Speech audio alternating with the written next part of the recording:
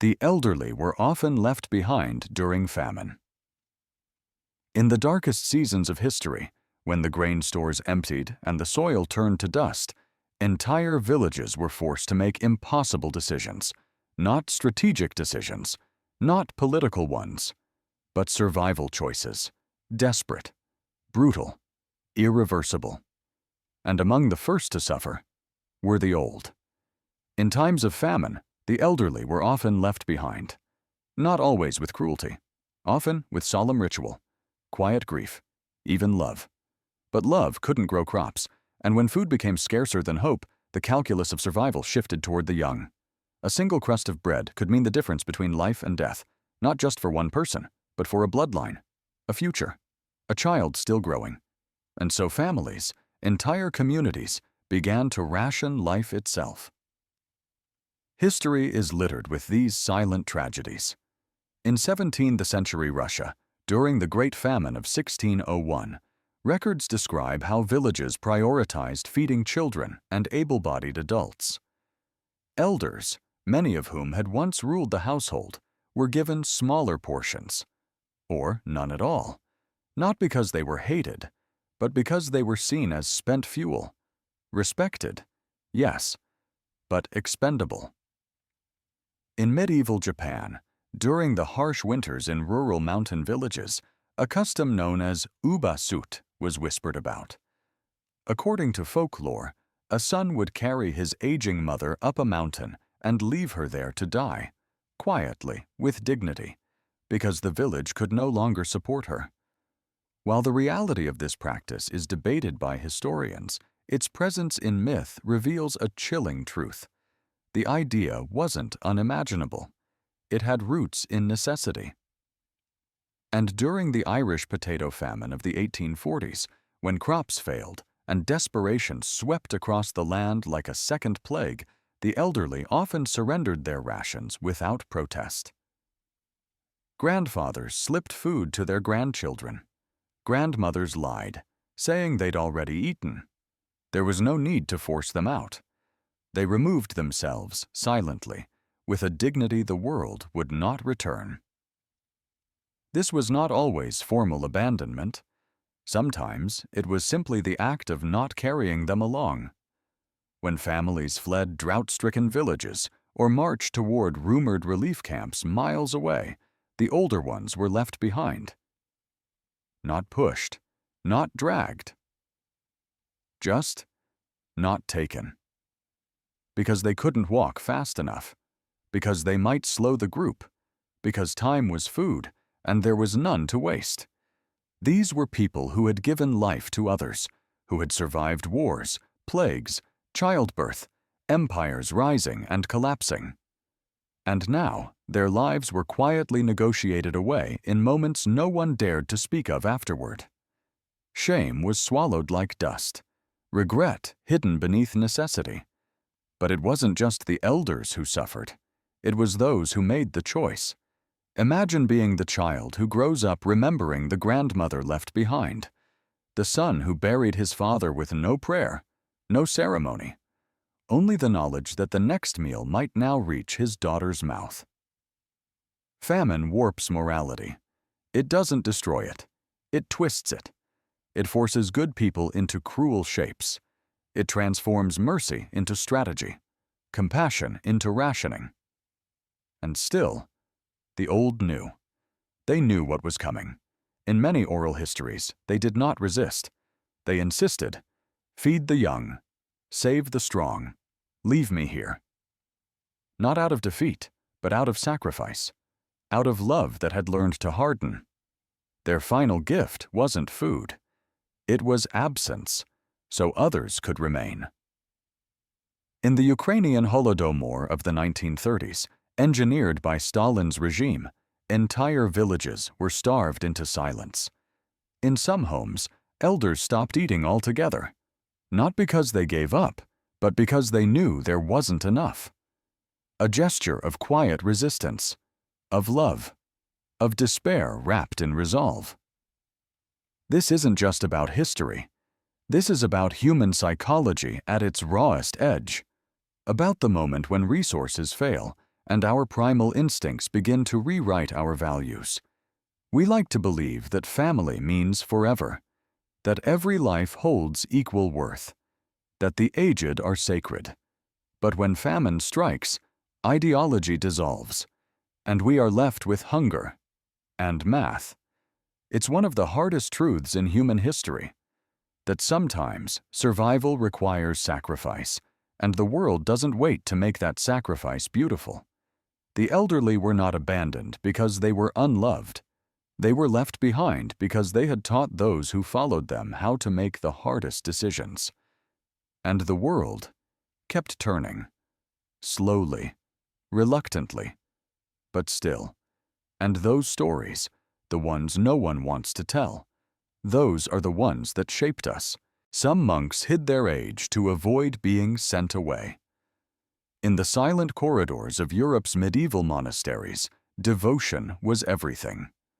For those who took the vows, poverty, chastity, obedience, life unfolded in strict patterns from the pre-dawn bells to the last prayers before the candle gutters out. The world outside, with its violence and chaos, was kept at bay by stone walls, ritual, and centuries-old order. Yet inside, another kind of struggle quietly played out, invisible in the chronicles and forgotten in the gilded manuscripts. Age. The slow erosion of the body, the failing of the hands that once copied scripture or tended gardens. In the earliest days of monastic life, elders were revered for their wisdom. But as the centuries passed, as more men and even children joined the monasteries for protection, education, or even just a meal, the dynamic changed. Monasteries became not just houses of faith, but vast economic engines, owning fields, vineyards, flocks, and even entire villages. And in a world where every man was assigned a duty, aging became dangerous. There were rules, written and unwritten. The Benedictine rule, famous for its balance of work and prayer, made provisions for the sick and elderly. But by the high Middle Ages, most large monasteries, facing the pressures of self-sufficiency, began to see the elderly as a drain on resources. They couldn't plow the fields, repair the roofs, or copy the endless stream of liturgical books demanded by church and king. Instead, these old men, the same brothers who once woke in the icy dark to pray for the world, were quietly relocated. The infirmarium. It was a place of both care and exile, sometimes nestled deep within the monastery, sometimes walled off entirely, at the edge of the grounds, close to the cemetery. Here the days blurred together. Meals were brought, but conversation faded.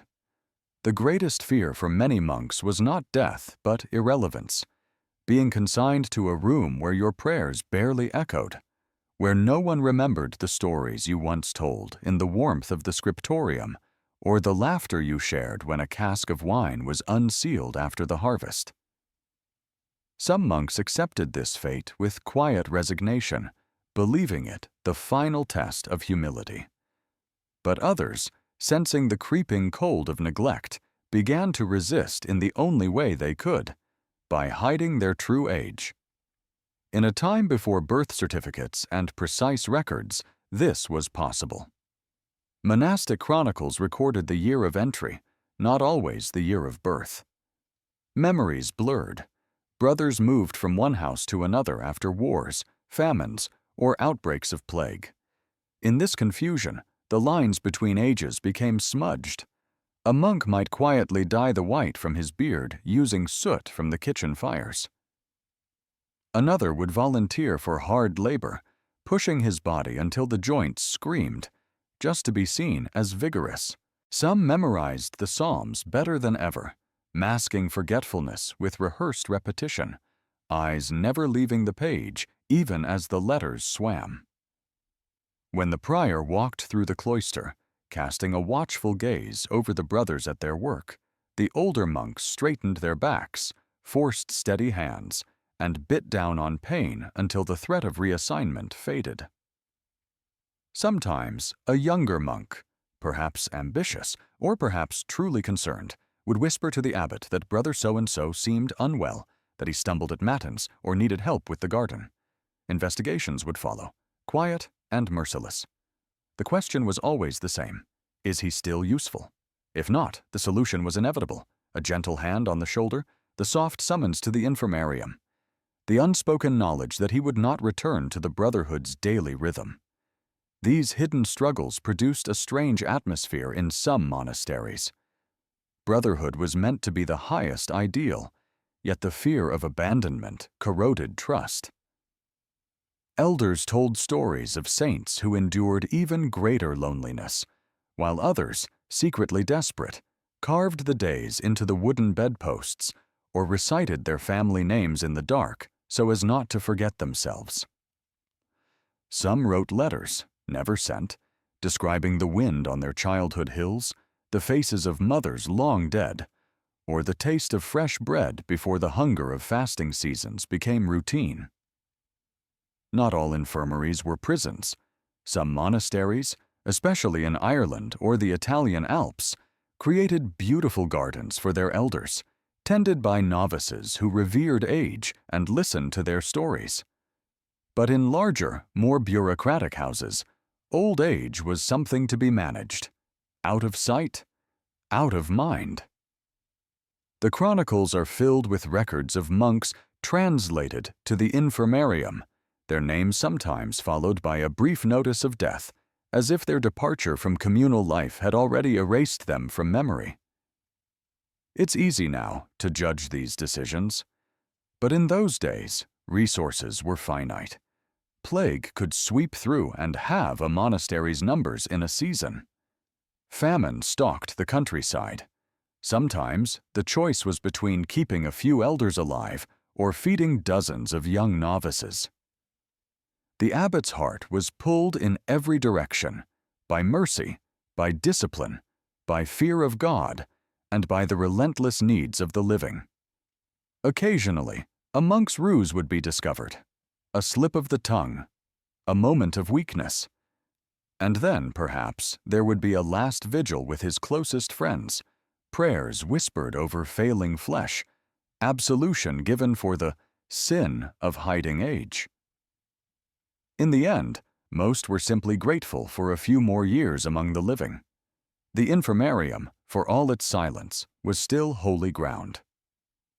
Centuries later, when historians unearth the accounts of these hidden elders, the emotion lingers in the dry Latin phrases, words like depositus, set aside, or reclusus, shut away. Each marks a life that, once brilliant and needed, was finally diminished by time and forgotten by design. Yet their quiet rebellion, those small acts of dyeing a beard, walking with forced vigor, clinging to the rituals of youth, speaks to something universal: the fear of being left behind, the longing to remain part of a story, even as the world moves on.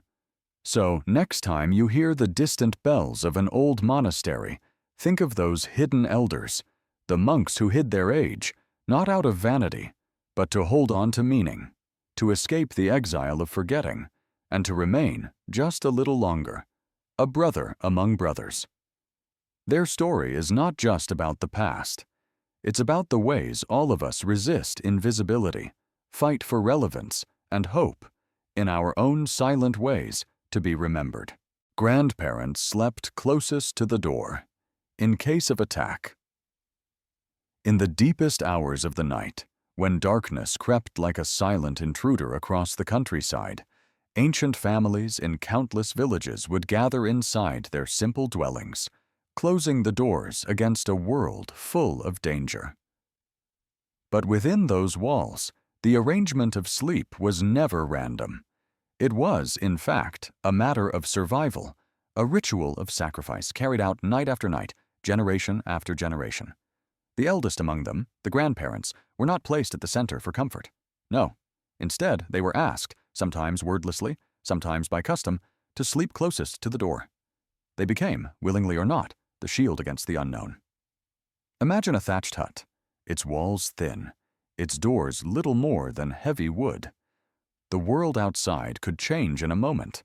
Bandits might emerge from the darkness, desperate men driven by famine or greed. Tribal raiders could descend in silence, seeking plunder, slaves, or revenge for an ancient slight. In such a world, there were no locks strong enough to stop determined attackers, no police to call, no hope that a scream would bring help. Protection was built into the structure of the family itself, and sacrifice was stitched into the pattern of daily life. In this world, grandparents knew their place at the threshold was not an honor, but a necessity. Their bodies, worn by decades of labor, became the first line of defense. The logic was brutal but pragmatic. Elders, having lived their lives, would take the first blow. If they could delay, even for seconds, the rest of the family, children, parents, infants, might scramble to escape, to hide, or to mount a desperate defense. For the attackers, the obstacle was not just a door, but a life, often a beloved face recognized by the household, now caught in the role of shield. This arrangement was found across continents and centuries. In medieval Europe, wooden longhouses and peasant cottages placed sleeping pallets near the entrance, the oldest family members lying closest to the cold air that slipped through cracks. In Slavic and Scandinavian cultures, the threshold was both a literal and spiritual boundary. Where ancestors were believed to linger and where elders kept watch, their fading strength transformed into a kind of living barrier. Among some Native American tribes, the same grim pattern emerged.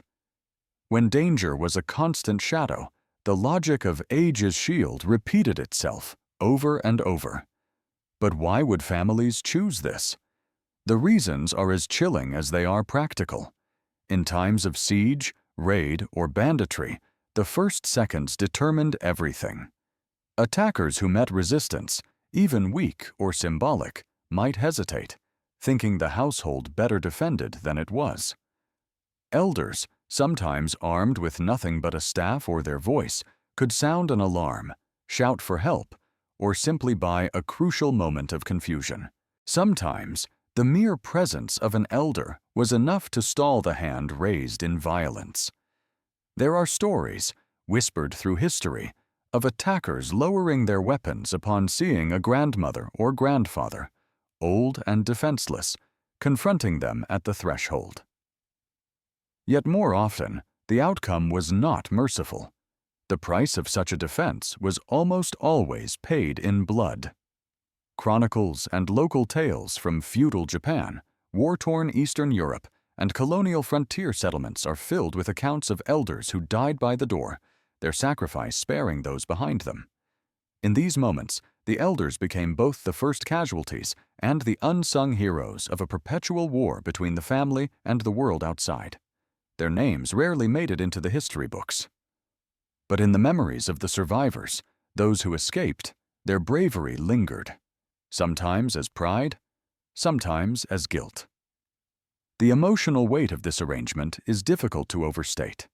Imagine the thoughts racing through the mind of a grandparent each night as they lay their head near the entrance, listening for every crack of wood, every distant shout. Sleep would not come easily. For the young, tucked deeper within, there was both relief and shame, gratitude, and a gnawing sense of debt. Children grew up with the knowledge that their safety was purchased at the price of their elders' vulnerability. Family bonds were shaped by this nightly ritual, love hardened by fear, loyalty laced with sorrow. This was not an isolated or rare custom. It was part of a larger pattern, a grim arithmetic of survival, where the weakest or oldest were offered up to fate to give the rest a fighting chance. Similar logics governed other aspects of historical life. The slowest left behind during flight, the sick consigned to the rear, the expendable chosen to bear the first risk. Survival required cold choices, and the family, that supposed bastion of comfort, could become a place of unbearable calculation. Yet within this darkness, there was also a strange form of respect.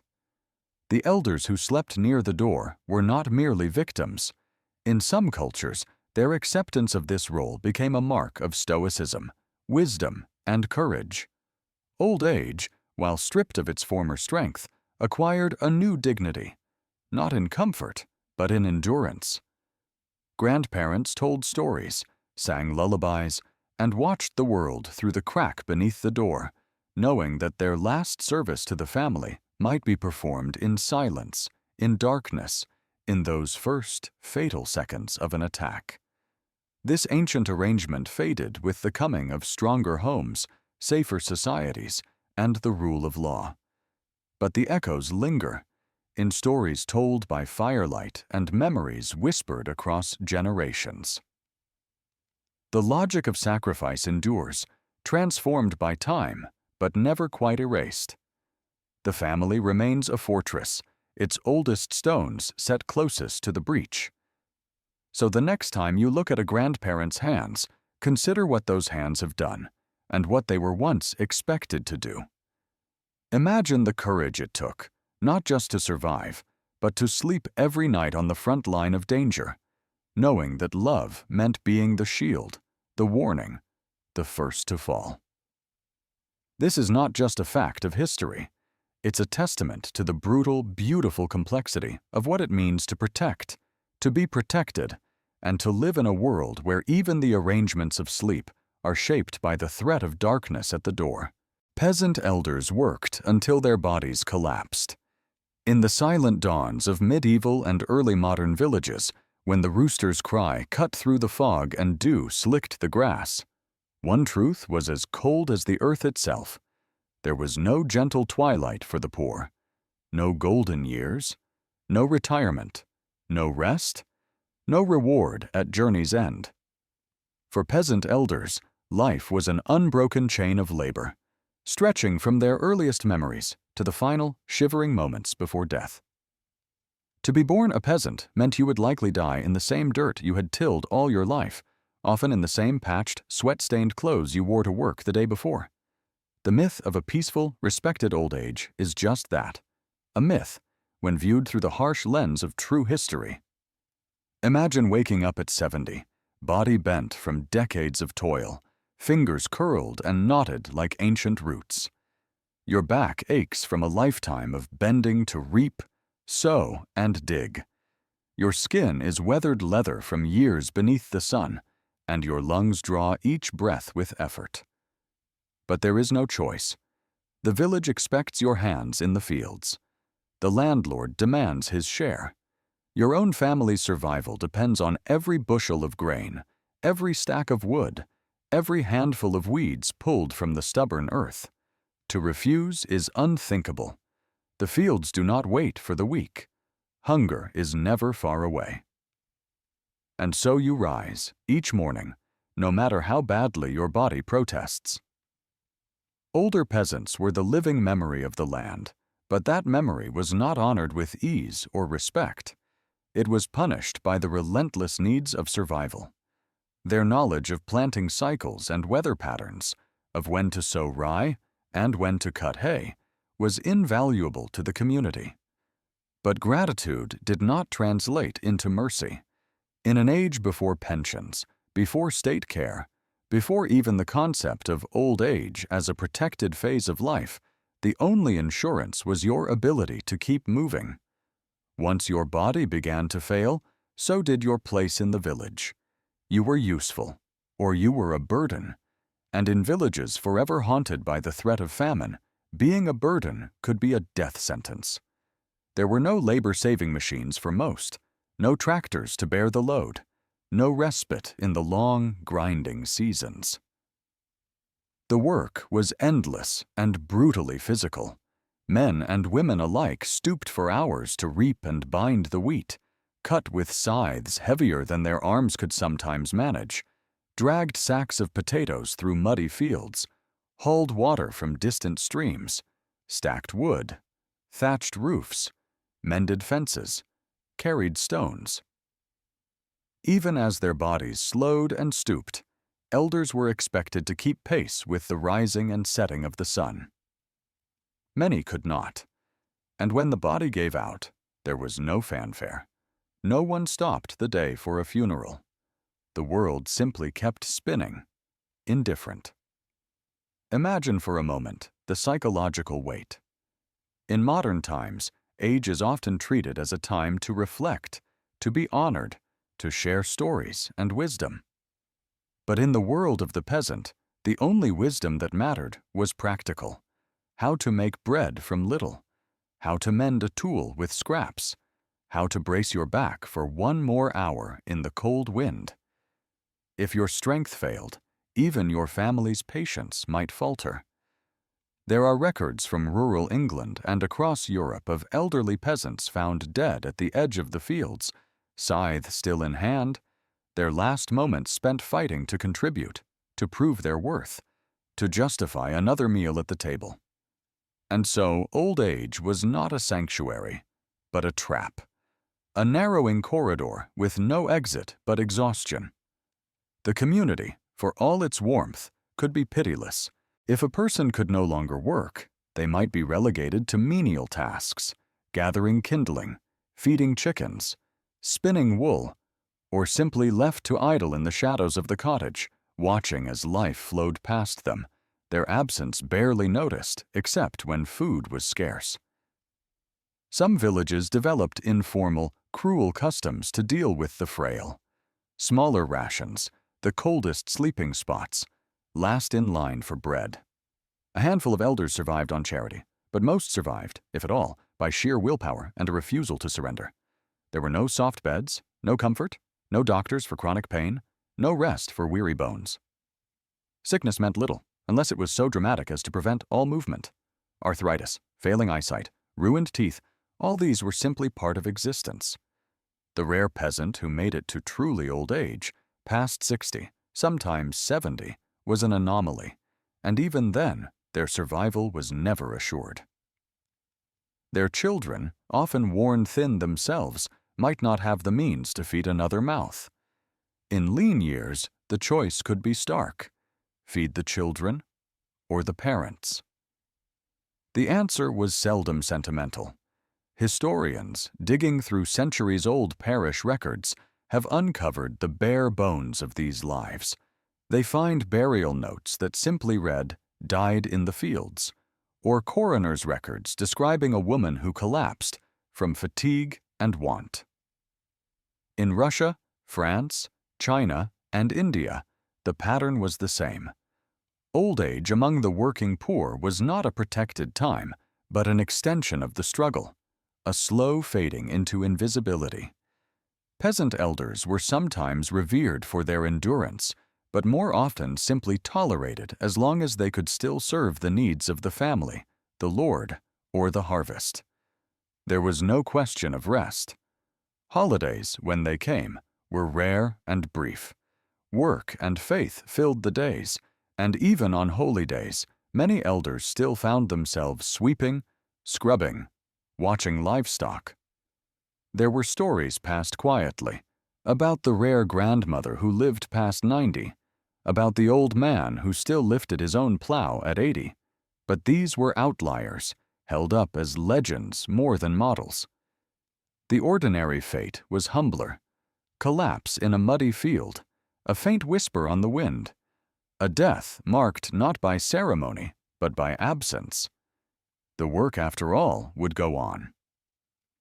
So when we look back on history with romantic eyes, picturing the past as a world of quiet wisdom and gentle endings, we are missing the brutal core. For peasant elders, life was a marathon without a finish line. The dignity of age was measured not by what you knew, but by how long you could keep serving the land and your kin. When that service ended, so, very often, did life itself. No retirement, no reward, no warm send-off, only the fields, the weather, and the unending call to labor until the very last breath. And in this story, there is something both tragic and astonishing. The fact that millions endured such relentless hardship, that generations carried this burden without complaint or relief speaks to a kind of endurance that modern society can barely fathom. When you see an old photograph of a peasant woman with a lined face and steely gaze, or an aged man with hands like twisted oak, remember, behind those eyes is the memory of a life spent working until the body gave out, not because they wished to, but because they had no choice. Their legacy is written not in comfort, but in survival. Their last act a testament to the raw, unbreakable will that kept them moving, long after every muscle begged for rest. This is the true story of the peasant elder. Not of peaceful endings, but of fierce, stubborn existence, of working, enduring, surviving, and sometimes dying with hands still grasping the tools of labor. It is a story not often told, but one that lingers, as silent and enduring as the land itself. Medieval medicine treated aging as a humoral imbalance. In a world shadowed by the ever-present threat of death, medieval Europe waged a silent war against aging itself, a war waged not with the advanced science we know today, but with faith, fear, and a worldview shaped by the four ancient humors. Imagine the glow of a candle in a dark stone chamber, a frail old man coughing in his bed while a doctor, cloaked in heavy robes, prepares to restore his vital heat. To our modern eyes, the scene seems archaic, almost mystical. But for centuries, this was medicine. This was hope. Aging was not simply accepted as the slow march of time. Medieval physicians, heirs to the philosophies of Galen and Hippocrates, believed that old age was a disease, a state where the body lost its vital heat and moisture.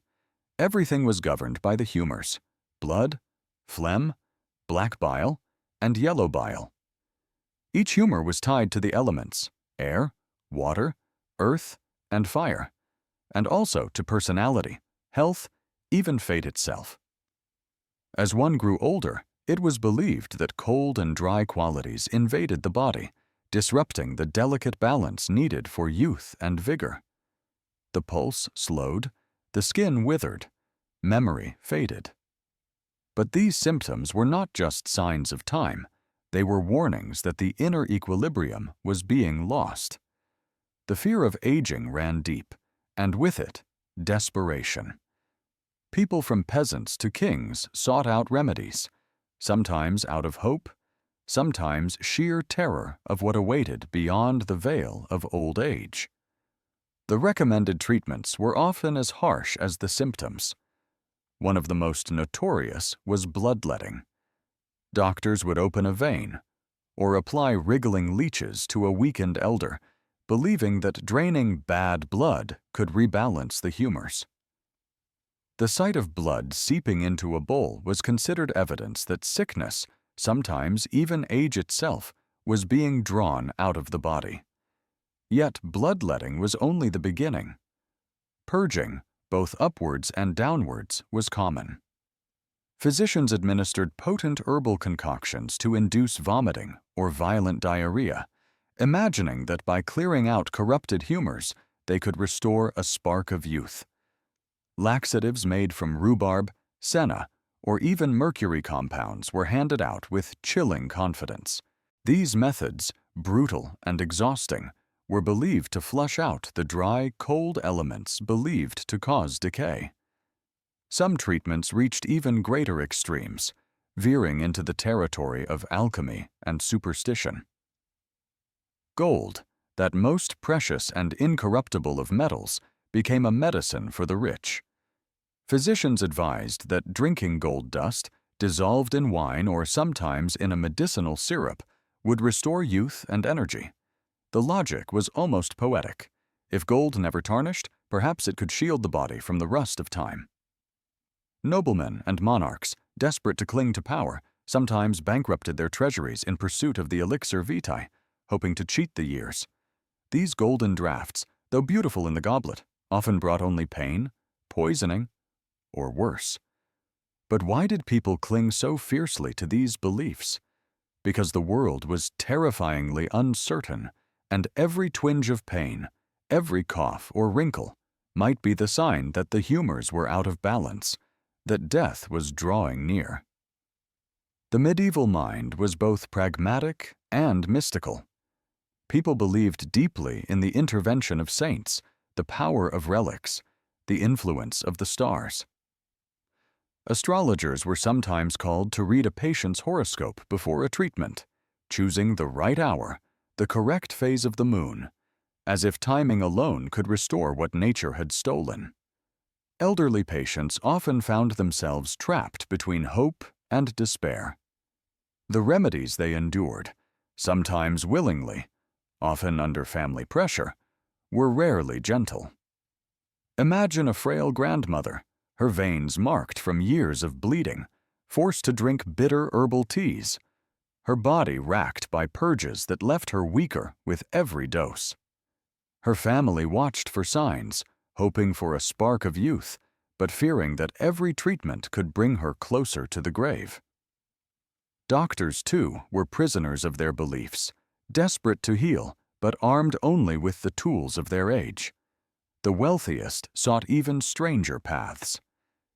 Some paid for transfusion rituals, hoping that the blood of the young could restore the old, a dangerous and often fatal experiment centuries before true blood transfusion was even possible.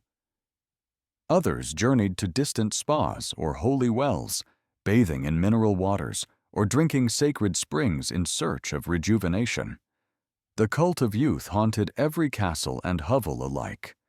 To age was not simply to grow old, but to fall out of favor with nature, to slip from the warmth of life toward the cold embrace of earth. Yet beneath the surface, the treatments reveal not only fear, but an enduring hope. Medieval medicine, for all its horrors, was born from a deep yearning to understand, to resist the inevitable, to carve out a few more years of light before the darkness. People were willing to suffer in the name of survival. They trusted their doctors, prayed for miracles, and when all else failed, placed their hopes in gold, leeches, and the wisdom of the ancients. Centuries would pass before the true nature of aging was understood. The medieval obsession with humors faded with the dawn of modern science, replaced by new theories and new mistakes. But the human desire to fight time, to heal what cannot be healed, remains as fierce as ever. Even now, echoes of those old beliefs linger. The promise of miracle cures, anti-aging potions, and secret elixirs still fills the shelves of modern stores. We look back on the leech and the golden draft with horror, but our own rituals, vitamin infusions, stem cell injections, endless creams and diets, reveal a familiar fear. In the end, the story of medieval medicine's battle against aging is a mirror for our own anxieties, our own refusal to accept mortality. The candlelight may have faded, the leeches and gold replaced by syringes and supplements, but the war against time goes on, as desperate, as human as ever. Elders were sometimes accused of witchcraft. They were old. That was often their only crime. Their backs were bent, their eyes clouded, their voices soft. They lived on the edges of villages, of families, of memory. And when fear came, of disease, of famine, of failed crops, these women became convenient explanations for a world unraveling. They were accused of witchcraft, not because they were evil, but because they were visible and inconvenient. In Europe, between the 15th and 18th centuries, tens of thousands of people were accused of witchcraft. A vast majority were women, and among those women, a disproportionate number were elderly. Old age itself became suspicious. The body decaying? A sign of dark power? Living alone? Clearly something to hide. A sudden illness in town? Perhaps she cast a curse. A young woman miscarried? The old woman who looked at her strangely must have poisoned the womb. These were not isolated incidents. They were patterns, woven into a society that feared what it couldn't explain, and punished what it no longer valued. Older women were easy targets. Many were widows, without the protection of a husband. Others were childless, without sons to defend them. Some were healers, midwives, herbalists, once respected, now reframed as witches the moment a birth went wrong or a remedy failed. They lived long enough to see reverence turn into suspicion, to see their roles erased and rewritten. In youth, they might have been mothers, caretakers, bearers of knowledge. But as their usefulness declined in the eyes of the community, what remained was isolation, and fear filled the space where purpose once lived. To the young, they were a mirror of what was coming, a reminder of death, of frailty, of endings. And in a world without mercy, reminders like that were dangerous. In the infamous Malleus Maleficarum, published in 1487 as a manual for identifying witches, one passage explicitly warned of older women as threats, driven by envy and demonic temptation.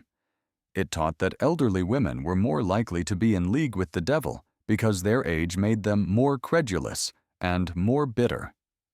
Translated, easier to blame. And bitterness? That was always the hidden accusation, that these women hated the young, envied beauty, resented fertility, that they cursed out of jealousy, out of spite, out of sheer decay. But the real bitterness wasn't theirs.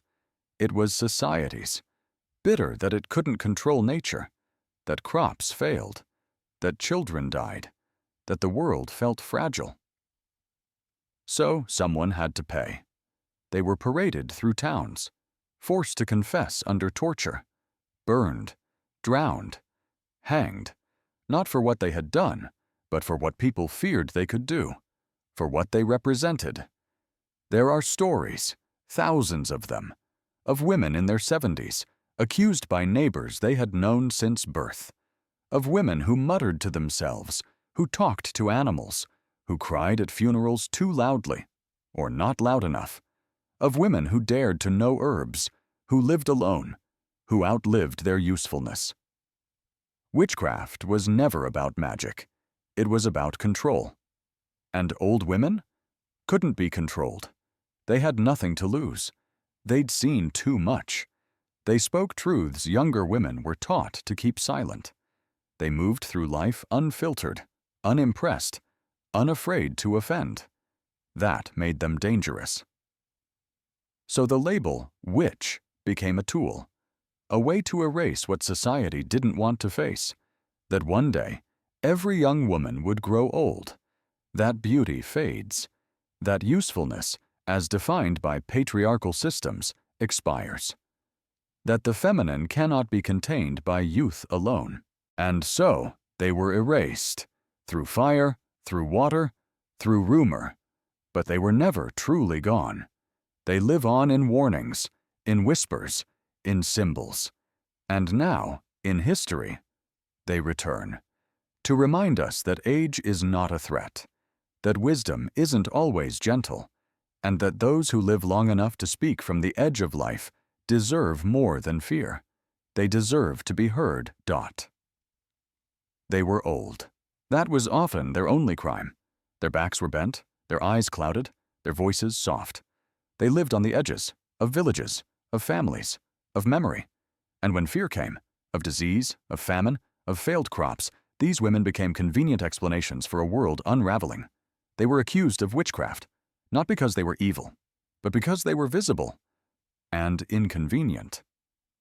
In Europe between the 15th and 18th centuries, tens of thousands of people were accused of witchcraft. A vast majority were women, and among those women, a disproportionate number were elderly. Old age itself became suspicious. The body decaying? A sign of dark power. Living alone? Clearly something to hide. A sudden illness in town? Perhaps she cast a curse. A young woman miscarried? The old woman who looked at her strangely must have poisoned the womb. These were not isolated incidents.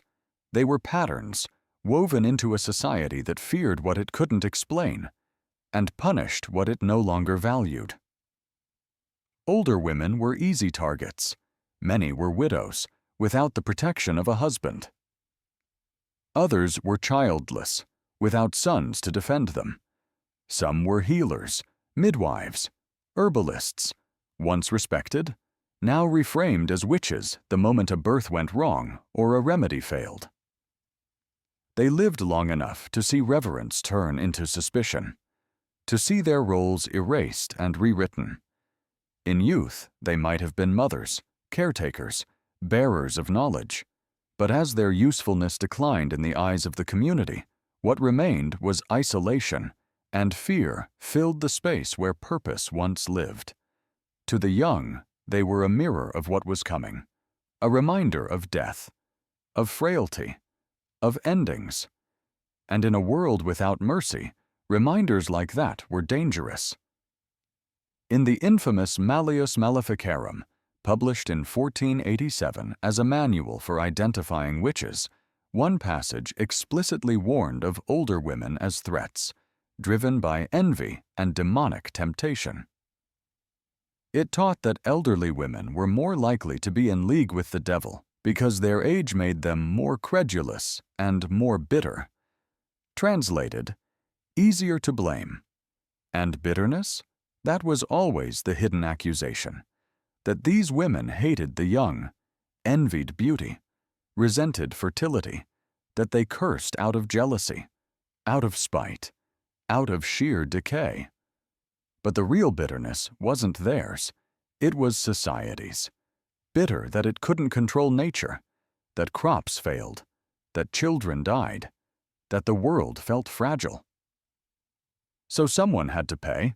They were paraded through towns, forced to confess under torture, burned, drowned, hanged, not for what they had done, but for what people feared they could do, for what they represented. There are stories, thousands of them, of women in their 70s, accused by neighbors they had known since birth, of women who muttered to themselves, who talked to animals, who cried at funerals too loudly, or not loud enough, of women who dared to know herbs, who lived alone, who outlived their usefulness. Witchcraft was never about magic. It was about control. And old women couldn't be controlled. They had nothing to lose. They'd seen too much. They spoke truths younger women were taught to keep silent. They moved through life unfiltered, unimpressed, unafraid to offend. That made them dangerous. So the label witch became a tool, a way to erase what society didn't want to face, that one day every young woman would grow old. That beauty fades.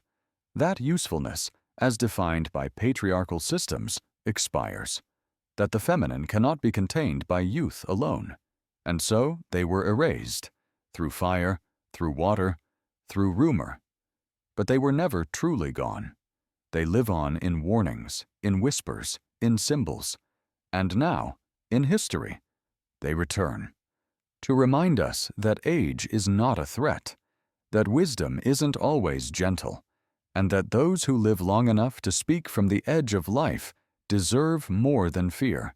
They deserve to be heard. Wealthy elders were targeted by relatives for inheritance. In the grand halls of medieval Europe, beneath the flicker of torchlight and the hush of heavy tapestries, a silent war unfolded. A war fought not with swords or armies, but with words, whispers, and relentless ambition. This was the inheritance game, a drama played out behind castle walls, where the greatest threat to the old and wealthy was not the peasants' revolt or an enemy king, but their own blood. In noble families, power flowed through veins as much as it did through royal decrees. The elder, be it a countess, a duke, a patriarch of a great house, held the keys to fortune. Land, gold, titles, dowries, all locked away behind signatures and seals. For the next generation, these riches represented destiny. But in a world where lifespans were unpredictable and every season brought new dangers, waiting for a natural death could feel intolerable to heirs. Raised on stories of power and privilege, so began the schemes. They rarely appeared in the open. No grand accusations, no public disownings. Instead, The manipulation was subtle, carefully cloaked in the language of care. A favorite son might urge his aging father to rest, to leave the daily affairs of the estate in trusted hands. A daughter-in-law would gently nudge the matriarch to relinquish her keys to the family coffers, all in the name of easing her burdens. Sometimes it was as simple as isolating the elder in a drafty room at the edge of the manor, far from council meetings and the gossip of servants. Behind these acts of supposed devotion lurked a darker truth. Across Europe, cases piled up, sometimes recorded in court documents, more often whispered about in the alehouses and chapels.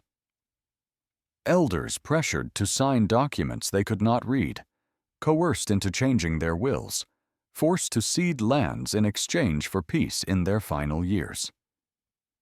The practice even had a name among the lawyers and chroniclers: inheritance engineering. For many, the pressure was psychological. The old were made to feel obsolete. "You have earned your rest," they would hear, but the locks on their chambers were changed, and visitors grew scarce. Trusted servants were dismissed. Letters from distant friends and family were intercepted, mislaid, or never written at all. Loneliness, that ancient tool of the ambitious, was wielded with precision. Some elders, terrified of becoming burdens, gave up control willingly, hoping for comfort in exchange for capitulation. Others fought back, barricading themselves with loyal retainers, sending secret appeals to the king or church for protection, or hiding away the real deeds and titles. But not all heirs were patient. In the dark annals of noble families, darker tactics appeared. Poison was rare, but not unknown. A tainted goblet, a dose slipped into a nightcap. More common was imprisonment, often disguised as care. Elders were retired to remote castles, hunting lodges, or even monastic cells, ostensibly for their health. They found themselves surrounded by unfamiliar faces, their worlds shrinking as their heirs expanded theirs. Once isolated, it became easy for a determined son or nephew to declare the elder infirm, senile, or possessed, invoking the law's right to assign guardianship and seize control. In France, there are records of powerful widows forced into nunneries by scheming sons who coveted their dowries. In England, entire estates were lost when a patriarch's madness was legally declared, the court siding with the youthful claimant who, conveniently, stood to gain everything. In Italy, poisonings in the Medici and Borgia circles became legendary, but the true weapon was always isolation, turning a feared elder into a forgotten relic, a piece of living property to be managed or discarded. Yet, for all the darkness, the story was never so simple. Some elders were master manipulators themselves, playing heirs against each other, rewriting wills in the dead of night, surviving one coup attempt after another. There are tales of patriarchs in their 80s who clung to power with iron will, outliving scheming children, watching as those who plotted their demise met their own. Some matriarchs, wise to the ways of family politics, hid fortunes in church trusts or passed secret titles to unexpected heirs, bastard sons, loyal servants, daughters whom everyone else had ignored. The dance of suspicion and betrayal became part of noble culture. Every illness, every rumor, every unsigned document took on new meaning. Family dinners became battlegrounds of subtext. A glance, a toast, a single question about health could mean everything, or nothing at all. Trusted advisors were planted, paid off, or quietly eliminated.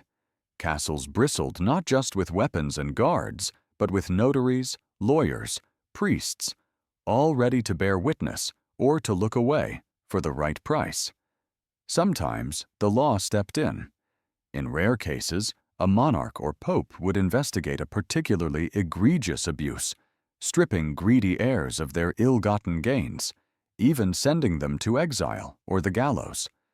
But more often, The slow violence of inheritance played out in silence, invisible to the world outside the manor gates. When an elder finally died, peacefully or otherwise, the stories came tumbling out, half true, half legend.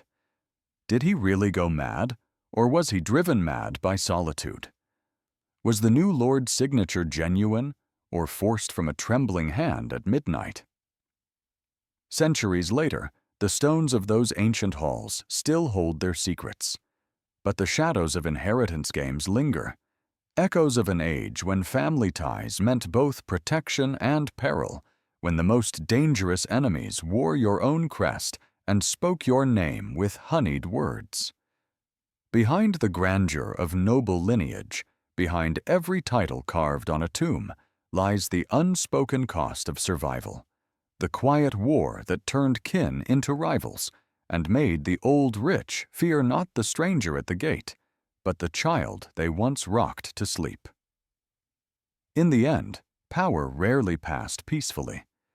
Even as the world outside changed, kings rose and fell, revolutions swept away old orders, the inheritance game remained, its rules written in whispers, in midnight bargains, in the sighs of those who once held everything, and in the eyes of those who wanted more. This is the untold history, the dark heart beating behind every noble dynasty, a reminder that the most treacherous battlefield is sometimes the family table, and the most tragic victories are won in silence. Aging warriors became trainers or were cast aside. In a world where survival depended on the strength of the sword and the skill of the rider, warriors once stood as the pillars of society. Their lives were woven into the fabric of battle, duty, and honor. But what became of these men when age crept in, when hands began to tremble, when eyes failed to see clearly across the battlefield, and when the once mighty body no longer obeyed the harsh commands of war? For centuries, aging knights and seasoned fighters found themselves at a crossroads. Some passed their knowledge to the next generation, becoming trainers and mentors, while others, stripped of usefulness, were quietly cast aside by the very lords they once served. Imagine a medieval training yard at dawn. The mist hangs low over the grass, and the clatter of wooden swords echoes beneath gray stone walls. Among the eager young squires, a grizzled old knight paces slowly, his limp barely hidden beneath battered armor. His eyes, sharp and cold, sweep the ranks, missing nothing. He was once a terror on the battlefield, his name whispered in awe or fear. But now his warhorse has been given to a younger man, and his days are spent correcting footwork and teaching how to parry. There is respect in the glances of some squires, but others see only a relic, a man past his prime, holding on to stories of glories no one remembers. The fate of aging warriors was never kind, nor was it consistent. In the best of times, old knights became the keepers of knowledge, their hard-won lessons turning raw boys into steel-hearted men. They trained squires not just in swordplay and riding, but in the unspoken codes of loyalty and leadership. For these aging warriors, training the next generation offered a bittersweet purpose. They watched as their own legacy echoed through younger hands. In the corridors of power, a few earned enough renown or favor to retire comfortably, serving as advisors or commanders, off the front lines, but still in the game. But for every knight who found dignity in age, many more slipped into obscurity. The lords they served were pragmatic, not sentimental. When an old fighter could no longer mount a horse or wield a sword with deadly speed, he became a liability, a drain on resources in a world where every mouth had to earn its bread. Some lords quietly dismissed their former champions with a small pension, or a plot of land barely worth the name. Others offered nothing but a cold farewell, a closed door, and the echo of forgotten promises. There are tales, mostly unrecorded, of old warriors dying alone in poverty, their armor rusting away in a corner as their names faded from memory. The brutal truth is that the battlefield was not a place for mercy or nostalgia. The the feudal order demanded efficiency. A knight's value was measured by the strength of his sword arm and the fear he could strike into the enemy. Age undermined both. Old wounds lingered, slowing reflexes. Armor grew heavier, and once bright banners of youth were replaced with the silent colors of twilight. In the moments before dawn, many an old knight must have lain awake, haunted by the certainty that their usefulness was slipping away, and with it, their place in the world. Yet, history is not without its moments of quiet redemption. In the shadows of castles and keeps, some aging warriors found a second life as trainers. Their teachings were not just about combat, but about resilience.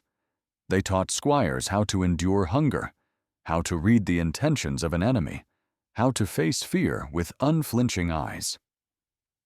These lessons could mean the difference between life and death for a new generation of fighters. For a few, the transition from warrior to teacher became a calling. One last chance to shape the destiny of the realm, not with the blade, but with wisdom. But there was always a darkness lingering on the edge of this arrangement.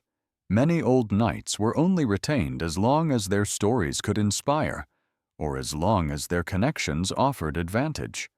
When new wars broke out, or the treasury ran dry, even the best trainers could be sent away, their knowledge unrecorded, their legacy lost to the shifting priorities of power. In some cases, they were replaced by mercenaries or foreign advisors, new blood for new problems, as the wheel of history turned without mercy. The plight of these forgotten warriors reveals a deeper truth about the societies they served. Despite the rhetoric of chivalry and honor, the system valued men for what they could do, not who they were. The code of the knight was as much about usefulness as it was about virtue. In their prime, warriors were celebrated, showered with praise, and given a seat at the Lord's table.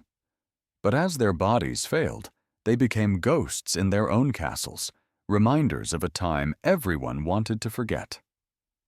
This cycle was not unique to Europe. Across the world, in samurai Japan, in the kingdoms of Africa, and on the steppes of Central Asia, similar fates awaited the old and the broken. Warriors, regardless of culture, were often honored in song and story, until the realities of power and hunger forced those stories aside. Sometimes, a warrior would try to hold on to relevance through political maneuvering, through marriage, or by becoming a patron of the arts or religion. But for the vast majority, the end was quiet, solitary, and unseen.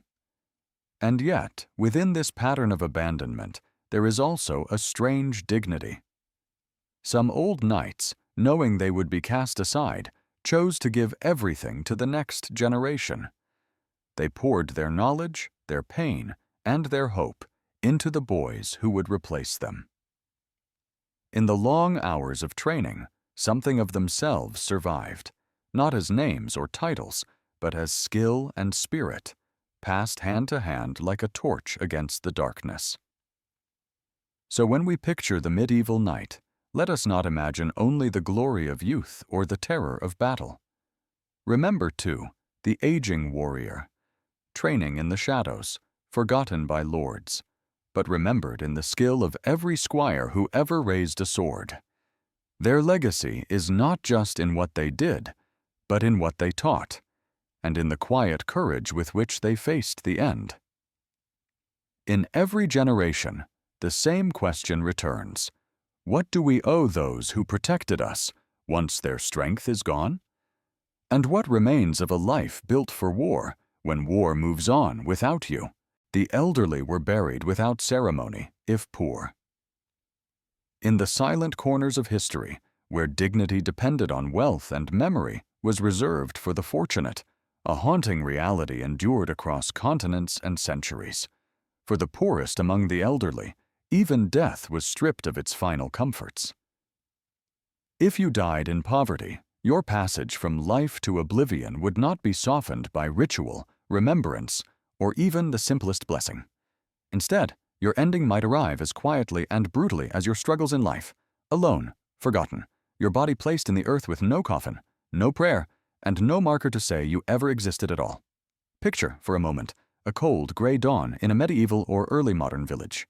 News spreads that an old woman, a widow, worn thin by famine and forgotten by her kin, has died in the night. Her passing sparks no rush of neighbors, no tolling of church bells, no mourning procession weaving through the muddy lanes. The poor do not command the rituals of the dead. The wealthier might be carried in carved coffins, robed clergy trailing incense and scripture, families gathered in black. But the poor, especially the old poor, received little more than a hurried obligation, a task to be completed before the workday resumed. In some villages, it was the parish beadle or a gravedigger, often a man only slightly better off than the dead himself, who would come for the body. There was no casket, not even a simple wooden box, unless someone could be persuaded to spare the lumber. Instead, the corpse would be wrapped in whatever rags remained, a tattered blanket, a patched sheet, or sometimes nothing at all. Without ceremony, the body was lifted onto a makeshift stretcher or even dragged on a plank. There was no slow walk, no careful bearing. The dead poor were removed quickly, before neighbors could dwell on the fact that any of them might share the same fate. The grave itself was a shallow cut in overworked soil, often dug at the very edge of the cemetery, or worse, in a common field reserved for the destitute. There was no reserved spot beneath a stone, no family plot, no cross to mark the resting place. In England, France, Russia, China, and across rural India, mass graves and paupers' pits became the final address of the poorest. Many of these graves were reused again and again, bones mingling in the earth, anonymity the final fate for lives that had always existed on the margins. And it was not just the poorest of the poor. Anyone who fell through the cracks, whose family could not pay, or who died alone, risked such an ending. Church records sometimes note these burials with chilling brevity. A single line, buried without ceremony, or in Latin, sine pompa, meaning without pomp. In plague years, famine, or war, the nameless dead multiplied, their passing barely noticed, the living too overwhelmed or fearful to offer more than the minimum. Even in quieter times, old age and poverty remained a dangerous combination. If you had no one to speak your name or tend your grave, you vanished into the soil, almost as if you had never existed. To die without ceremony was to be denied not just ritual, but memory itself. In most human societies, the act of burial, however simple, is a statement. This person mattered. This person was loved, or at least witnessed. For the poor, especially the elderly who outlived their kin, or whose families were themselves struggling, this basic dignity could not be counted on. In some cases, clergy refused to perform prayers or rites for those who could not pay church dues or who died outside the proper faith. Superstitions sometimes worsened the fate of the poor dead, with local rumors that dying without last rites marked you as cursed or unclean. The emotional toll was profound, though seldom recorded. For the living, the fear of such an anonymous end haunted old age. Peasants, laborers, servants, anyone who slipped into poverty in their final years might worry more about their burial than about death itself. A marked grave, a priest's blessing, a candle at the foot of the bed, these were not rights, but privileges. Many elders, aware that their last days might go unnoticed, tried desperately to save coins, barter favors, or make arrangements with neighbors to see their burial was done with some dignity. But when famine struck, or a household collapsed under debt, these hopes were often lost. Even in towns and cities, where charity burials existed, the experience was harsh. Poorhouses and almshouses sometimes performed pauper burials, quick and cheap, with bodies lined up for burial in batches. Coffins, if provided, were reused.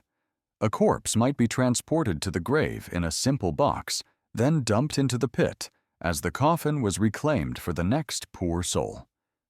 Clergy might mutter a perfunctory blessing, or skip the ceremony altogether if the dead were deemed unworthy or the parish overwhelmed. For many, there was not even the comfort of being laid to rest with kin. Instead, bones mingled with strangers, row upon row of forgotten people. In some places, the problem grew so acute that laws had to be written. In 17th century England, the Poor Law attempted to force parishes to provide for basic burials of paupers, but enforcement was lax, and many still slipped through the cracks. Churchyards overflowed with the unmarked dead. In Paris, the famous Cemetery of the Innocents became so crowded with the bones of the poor that the ground itself became unstable, leading to mass exhumations and the creation of the catacombs, tunnels filled with the anonymous remains of thousands. This fate was not limited to any one land or culture. In rural China, a poor elder's burial might be little more than a hurried affair in a borrowed field, with grave goods too meager to fend off the spirits. In Eastern Europe, oral histories tell of old women buried at the forest's edge, unmarked and unblessed, their memories fading with the passing of each season.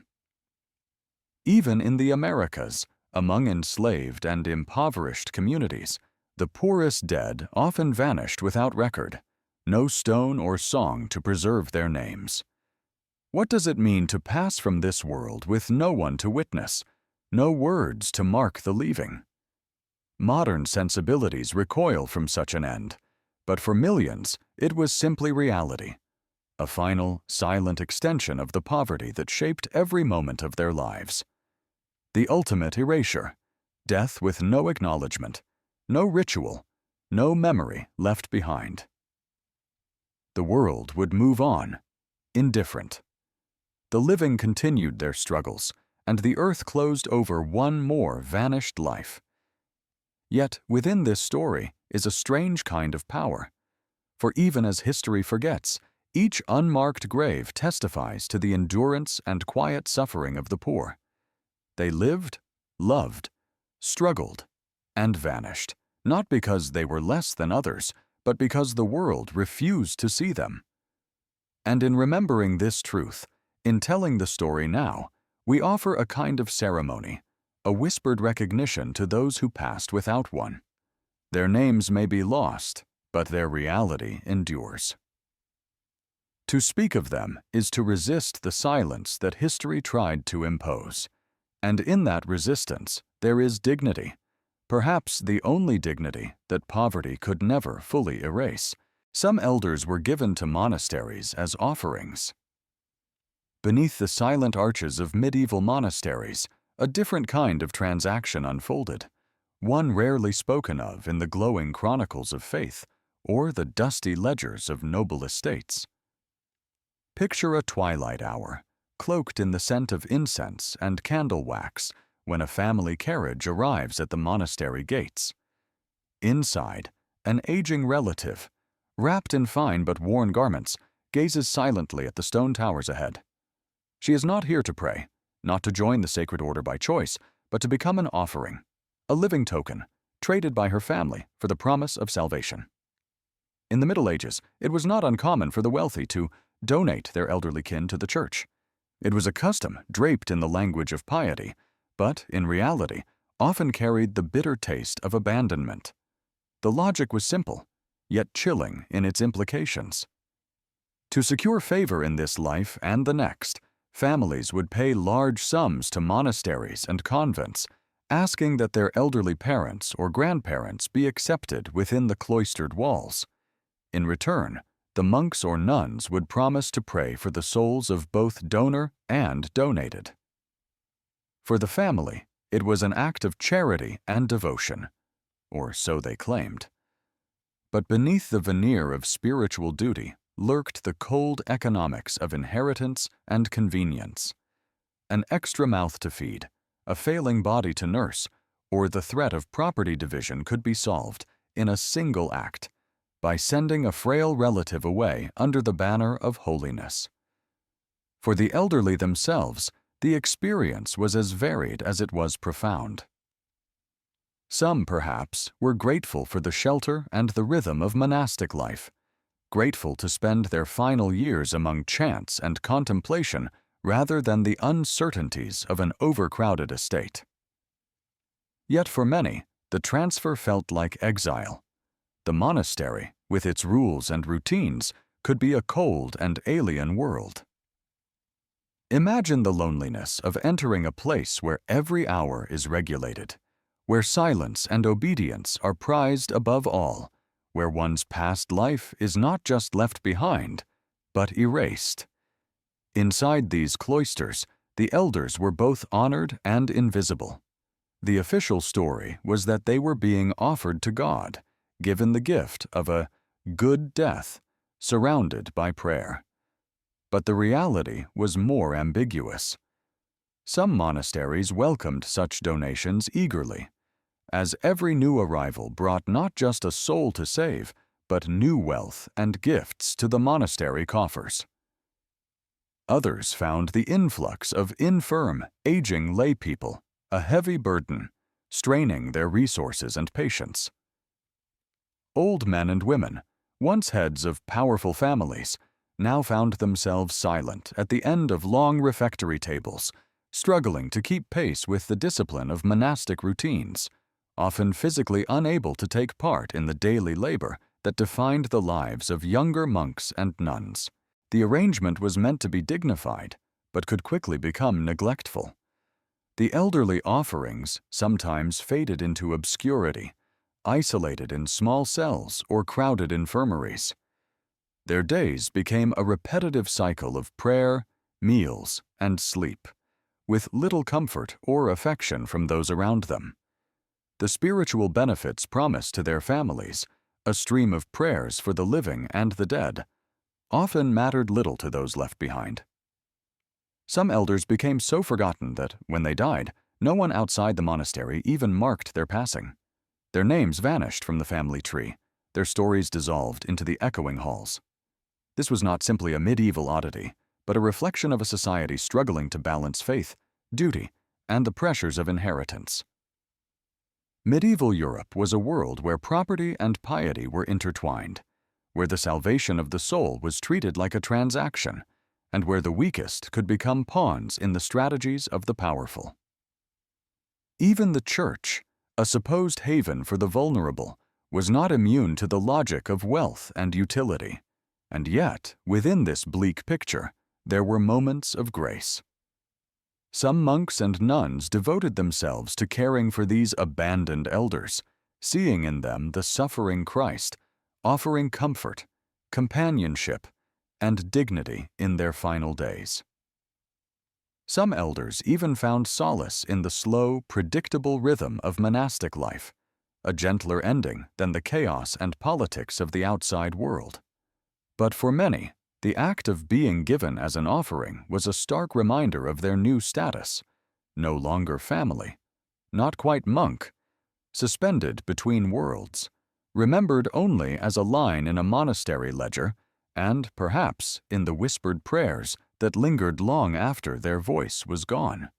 Through this quiet custom, we glimpse a darker side of medieval life, a world where faith was real, but so were the hard edges of survival, self-interest, and the ache of abandonment.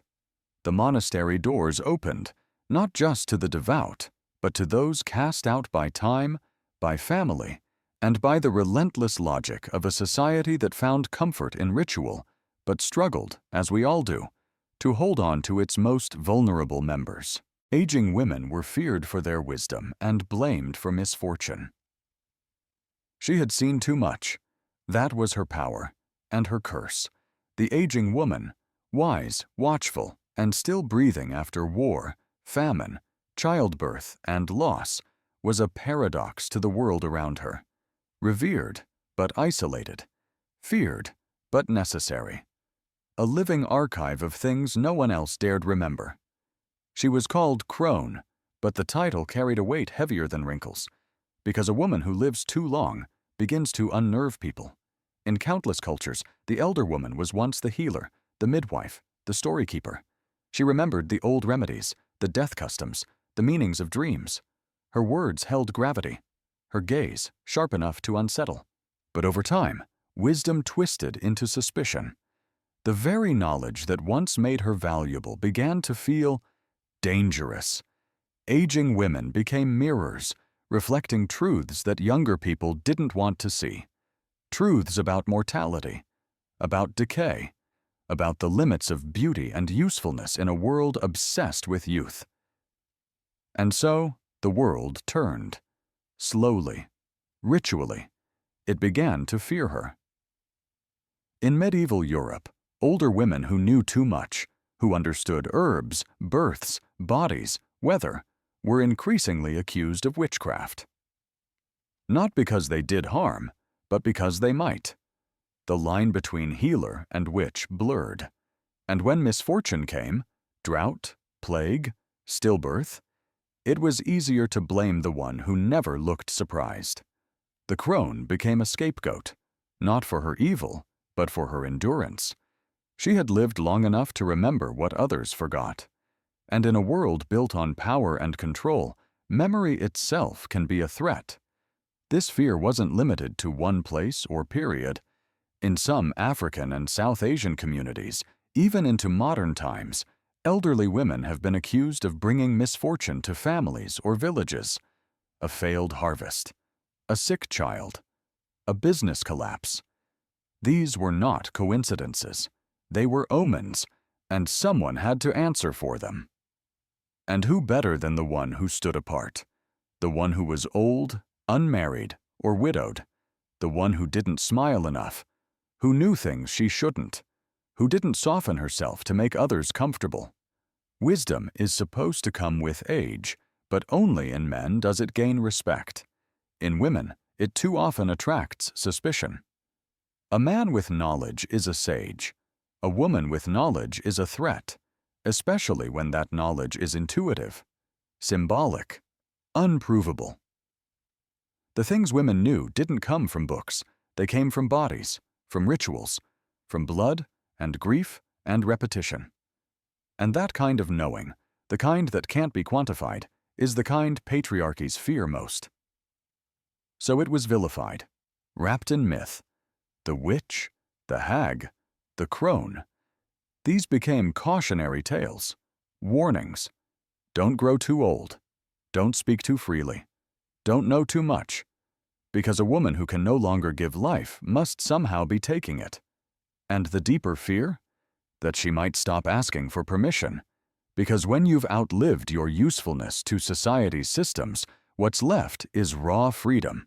The freedom to speak without fear, to see through facades, to hold generations accountable. That is power. And power, unfiltered by youth, unsoftened by beauty, unafraid of rejection, that is terrifying. So the old woman became legend, sometimes sacred, sometimes monstrous. In fairy tales, she's the one who offers the test, the one disguised as a beggar who rewards kindness or punishes cruelty, the one who lives alone in the woods, far from men, answering to no one. That was never just a story. It was a memory, a warning, a possibility, that the woman who knows too much might one day stop hiding it, that she might stop apologizing for her voice, that she might not care what you think anymore. And when that happens, people get nervous. But perhaps now, finally, we can look again. We can reclaim her, not as a figure of fear, but as a blueprint, a reminder of what it means to live long, to remember well, and to speak truth even when the world would rather bury it. She was not the villain. She was the mirror. And maybe the world just didn't like what it saw. Old age was considered divine punishment or reward. In the world before modern medicine, old age was a riddle wrapped in the robes of superstition, faith, and suspicion. When a man or woman survived long past the average span of their kin, the meaning of those extra years was debated in whispers behind closed doors, in candle-lit chapels, and in the shadowy corners of peasant huts. To some, a wrinkled face and silvered hair were badges of the divine.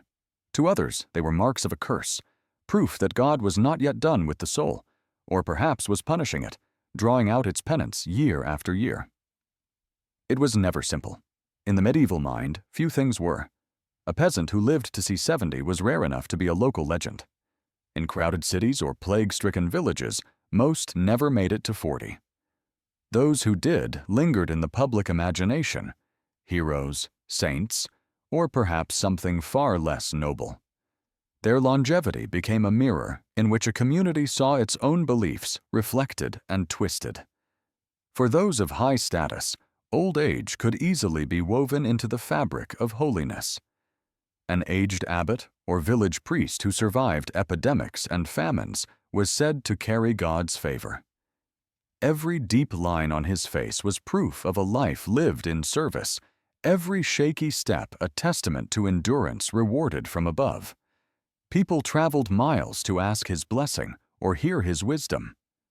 Noble elders, too, especially those known for generosity or piety, were painted in chronicles as living relics, half in this world, half in the next. Their birthdays became festivals, their words were repeated like scripture, their deaths mourned with tears and processions.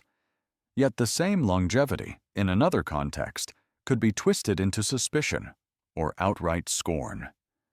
If an old woman lived alone on the edge of town, survived while her children and grandchildren fell to fever, some whispered that she was kept alive by dark forces, perhaps even witchcraft.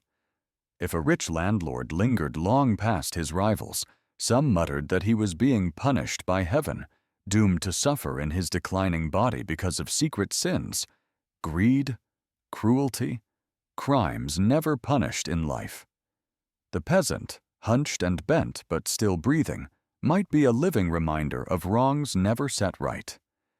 In these cases, old age was seen not as a blessing, but as a sentence, God's justice made visible, stretched out in aching joints and sleepless nights.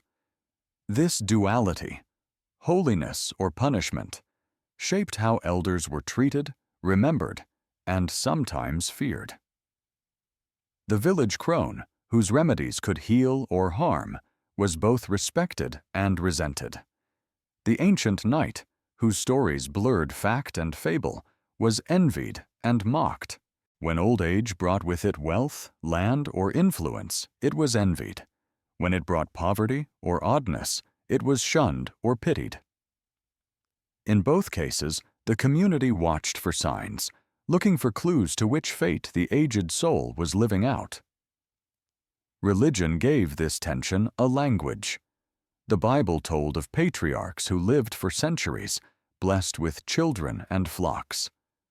Saints were said to live long, not just in years, but in influence, their relics healing the sick long after their deaths. But Scripture also warned that God could prolong a sinner's days as punishment, refusing the mercy of a swift end, making the wrongdoer atone year by year in public view. Medieval sermons were full of these paradoxes, holding up Methuselah as a wonder, but also reminding listeners that to die young was sometimes to be spared. This ambiguity shaped how families regarded their elders. In prosperous households, an old grandmother might be venerated. Her advice sought in everything from planting to marriage. Her seat by the hearth was both a throne and an altar, and the stories she told were stitched into the family's sense of self.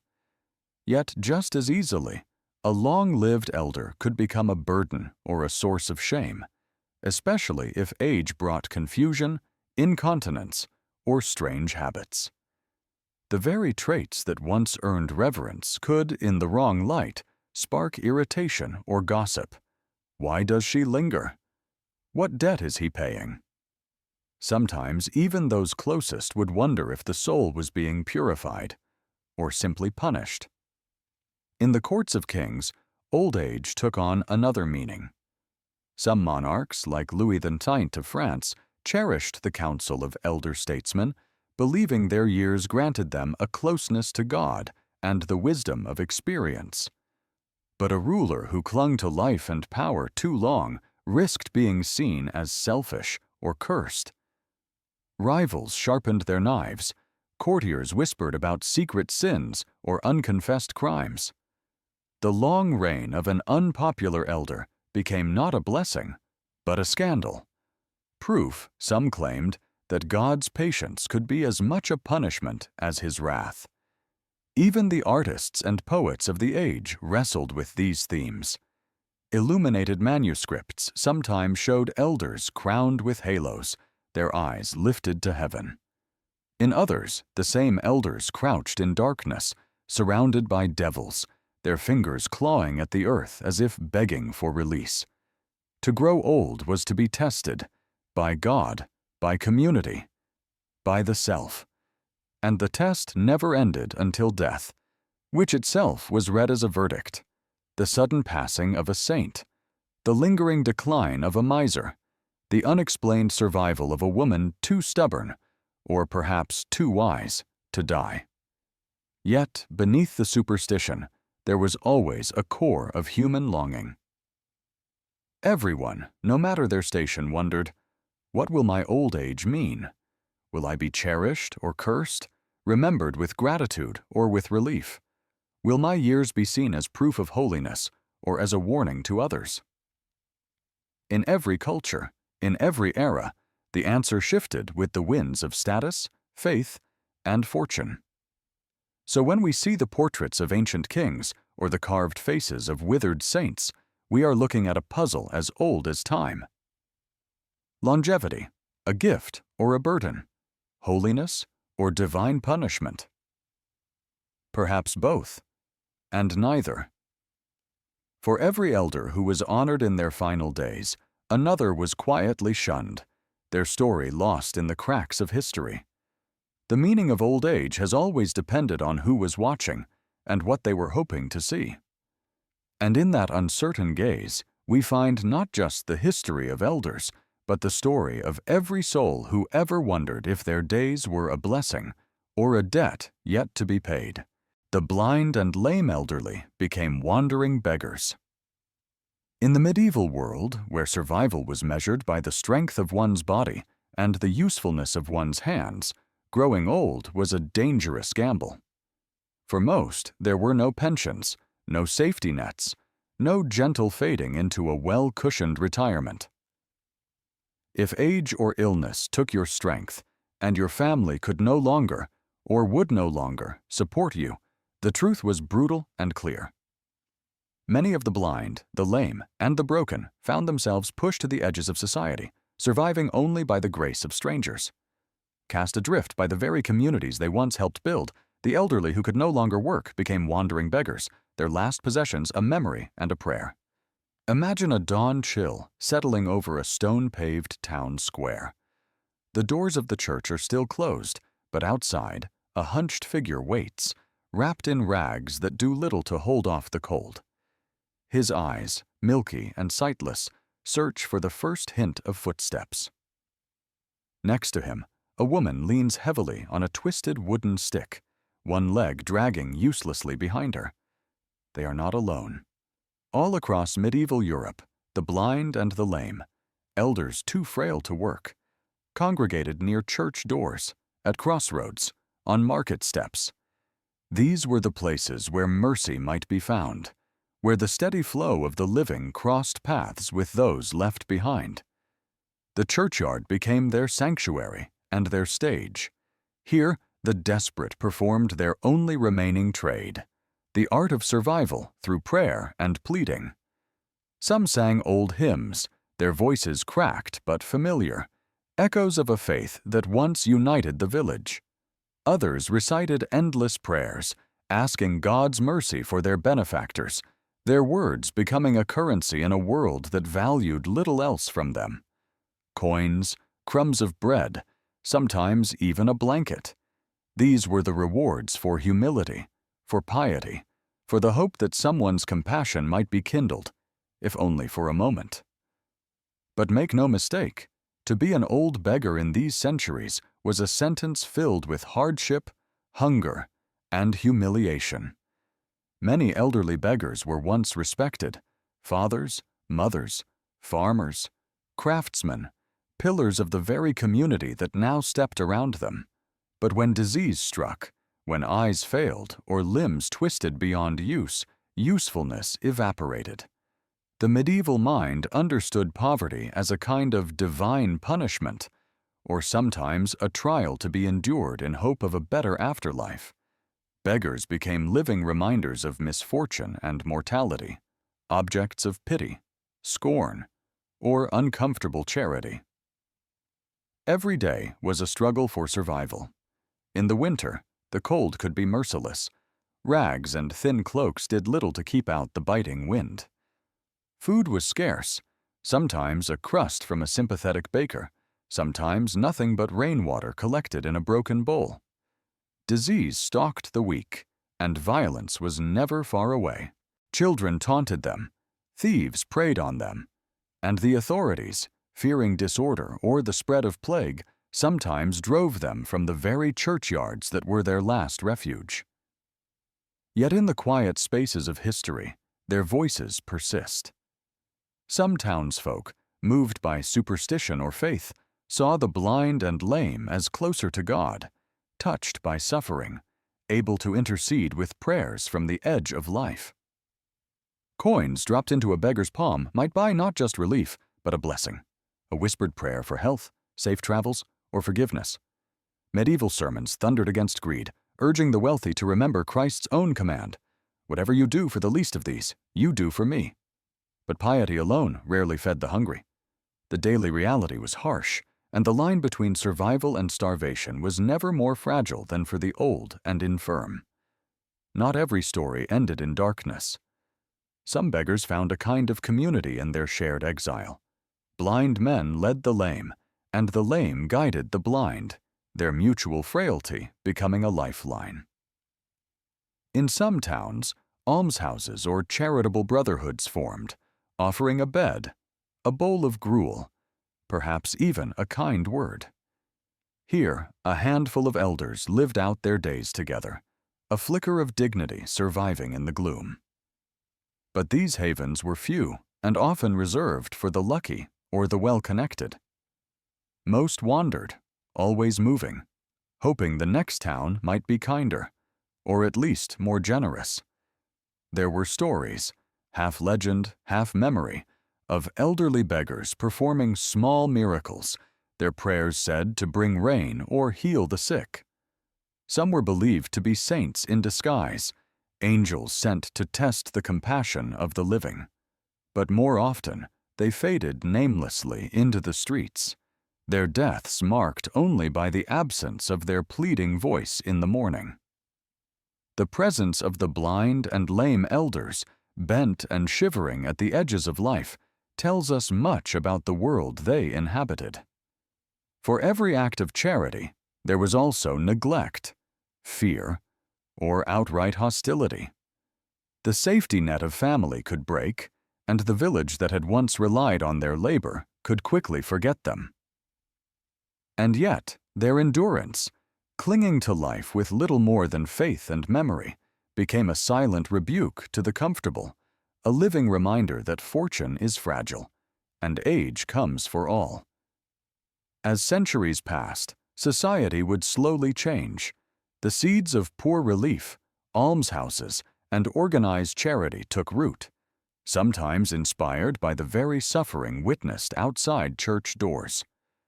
But for those generations of forgotten elders, survival came down to the willingness of a stranger to stop, to listen, to drop a coin into a trembling hand as a prayer was whispered in return. So remember, the next time you walk past the lost or the forgotten, their story is not new. It is written in the stones of every ancient city, in the prayers mumbled for coins, in the stubborn hope of those who have nothing left but their voice. In every age, the test of a society is how it treats its weakest.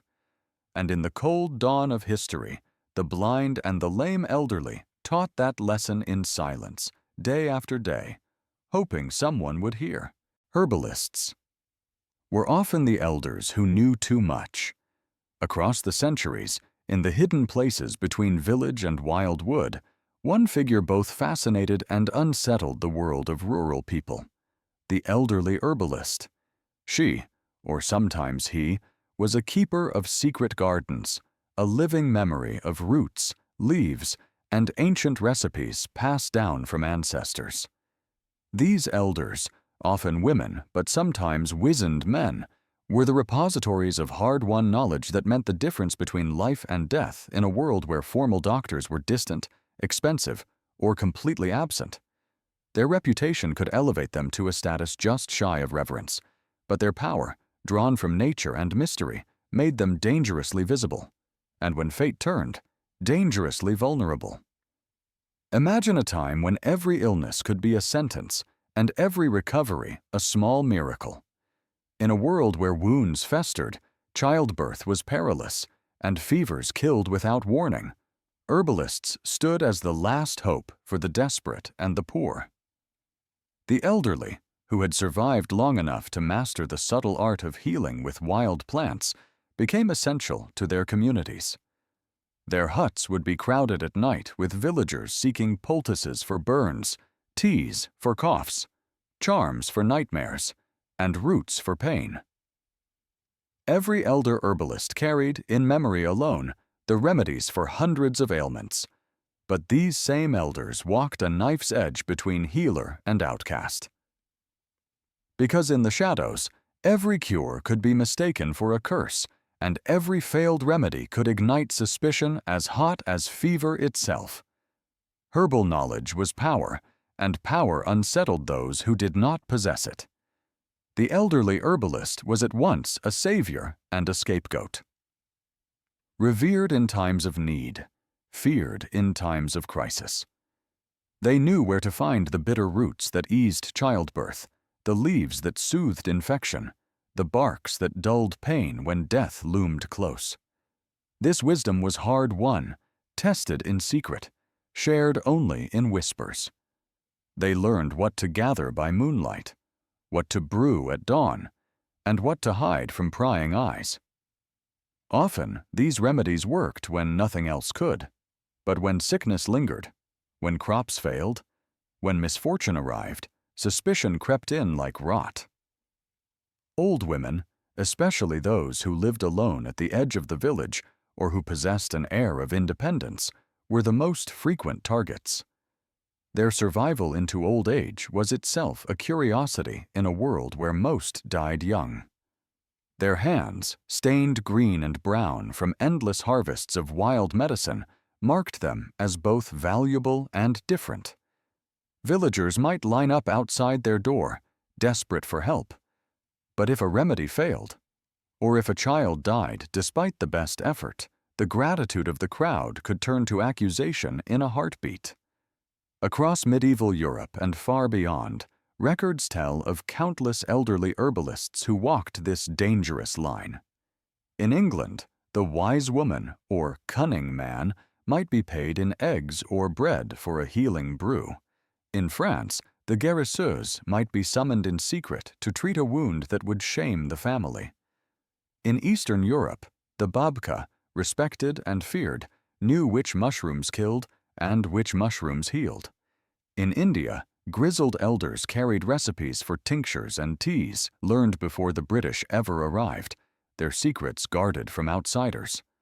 But always the unspoken risk remained. Failures, inevitable in a world with few true cures, could breed rumors. A cough that turned to pneumonia, a wound that would not heal, a baby lost in the night. When grief demanded a cause, the herbalist's remedies became suspect. Whispers began. Was this a healer or a witch? Was the tea truly medicine, or was it poison? The line between wisdom and sorcery was gossamer thin. The stories are legion. In late medieval England, a woman named Agnes, past her 70th year, was revered as a healer. She could coax a fever down, bring a man back from the brink with herbs no priest could name. But when a child died in agony after drinking her tea, the village, grateful the day before, grew cold. A neighbor recalled a harsh word exchanged years prior. Another said Agnes was seen talking to a black cat. The churchman whispered, and the bailiff came. Agnes was put on trial for witchcraft, her knowledge twisted into evidence. She could neither read nor write, could only plead that her hands healed more than they harmed. It was no use. Her fate was sealed not by truth, but by the fear of those who did not understand. This pattern played out again and again, in Germany, in Poland, in Italy, in the forests of Russia. The elder herbalist, the keeper of lore, was always a step away from being branded a danger. The more desperate the times, the sharper the suspicion. Epidemics, crop failures, mysterious deaths. These fueled a hunger for scapegoats. And because herbalists were often poor, elderly, widowed, or otherwise marginalized, they were defenseless when the winds of public opinion shifted. Their lives became acts of balance, too much success, and they inspired envy, too little, and they inspired blame. Some tried to protect themselves by couching their cures in religious language, invoking saints as often as spirits. Others shared their secrets with trusted apprentices so that knowledge could outlive accusation. But the specter of persecution was never far. Even as late as the 19th century, rural communities could turn against their healers with terrifying speed. Yet, despite the risk, these elders persisted. Without them, rural life would have been even more precarious. Modern medicine was centuries away. Official doctors were rare, expensive, or simply uninterested in the fates of the poor. The herbalist was the last line of defense against pain, suffering, and death.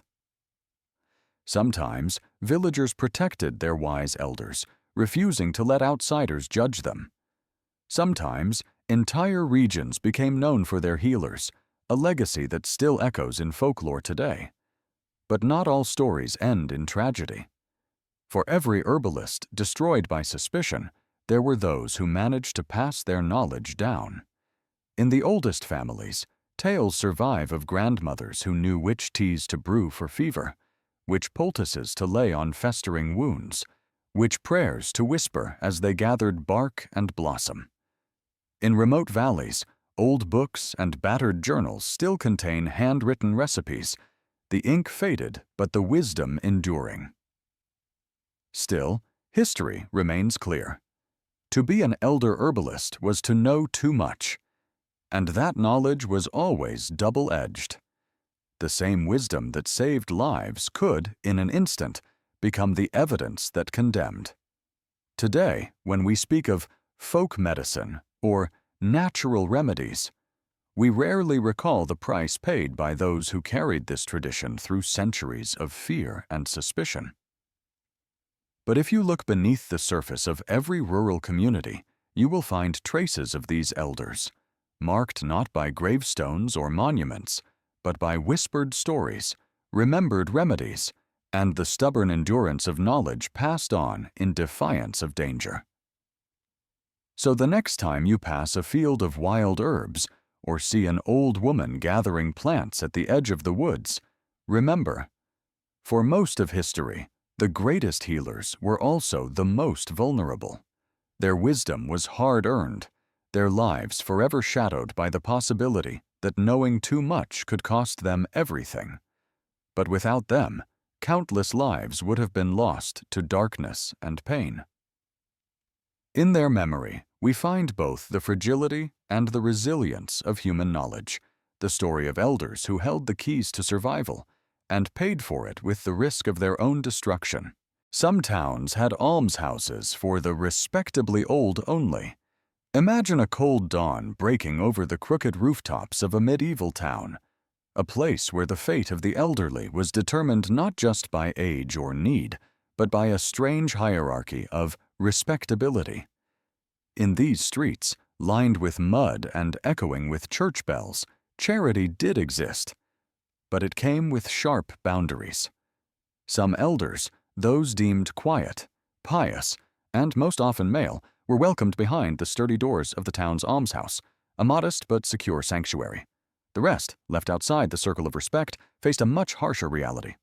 Their old age would be spent not in warmth and dignity, but in drafty barns, filthy stables, or worse, the open street. Medieval almshouses were a unique creation, part charity, part social control. Built and funded by wealthy townsfolk or guilds hoping to secure their own salvation, these houses were meant as a haven for those who had lived a life of visible virtue. To be admitted, one had to embody the era's narrow vision of worth: quiet, obedient, prayerful, and above all, respectable in the eyes of the local elite. A pious old man who had served his town or church faithfully might be awarded a bed, a daily ration of bread and ale, and the promise of prayers for his soul. But the line was thin and easily crossed. A history of drunkenness, gossip, begging, or simply being a woman could be enough to keep someone on the outside. Admission was both a privilege and a performance. The lucky few had to maintain their image: polished shoes, meek words, dutiful attendance at church, and silent gratitude for their lot. The rules were strict: no noise, no arguments, no visitors after dark. Life inside was rigid and predictable, controlled by the same authorities who had once set the terms of civic life beyond the almshouse gate. In exchange for charity, the elders surrendered their privacy, their independence, and even a measure of their dignity. But compared to the alternatives, this was a golden cage. Meals were simple but regular, beds were hard but clean, and the ever-present fear of starvation or violence was, at least for a time, held at bay. For those who failed to meet the standard, widows, the poor who lacked the right connections, the outspoken, or simply the unlucky, the future was much more uncertain. Many elderly women, especially those seen as troublesome or simply too poor to have a male advocate, were sent away. Some slept in the hay of communal barns, grateful for any roof in the depths of winter. Others found space in stables, pressed between animals and the bitter draught. There was no dignity in these makeshift shelters. The line between survival and disaster was thin and often depended not on character or need, but on reputation and the judgment of others.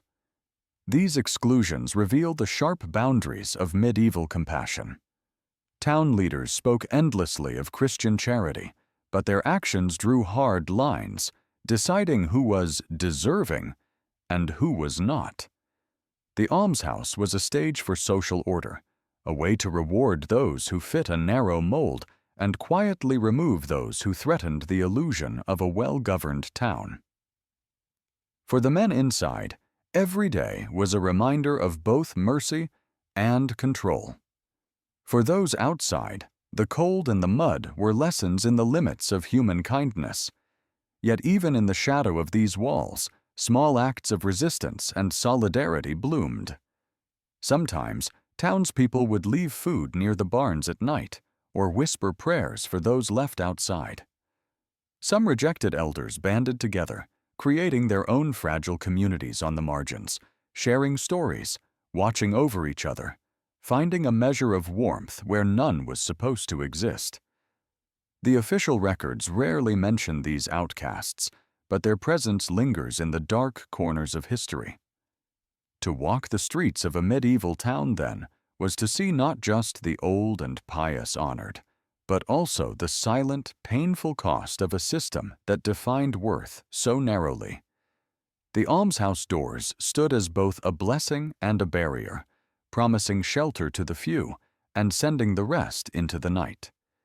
The echoes of this division still ring, a stark reminder that the line between respectability and abandonment was, for many, just one rumor, one bad year, or one judgment away. And in that fragile twilight, humanity's compassion was measured, sometimes generously, more often with an edge as cold as the stone beneath their feet. Aging scribes went blind before finishing their work. Imagine this: A stone chamber dimly lit by flickering candlelight. The air is damp, heavy with wax and dust. A hunched figure sits at a wooden desk, quill in hand, eyes straining against the gloom. He's been here for hours, for years, for decades, aging, trembling, and nearly blind. But still, he writes, this was the fate of many monks in the medieval world, scribes whose final years were spent in silence, isolation, and relentless devotion, copying words they could no longer even see. They wrote not for fame, nor for wealth, nor even for thanks. They wrote for God, or at least they believed they did. For centuries, monasteries across Europe relied on scriptoria, quiet chambers where monks copied holy texts by hand. Every letter had to be perfect. Every margin, every illuminated flourish, every mark on vellum was sacred.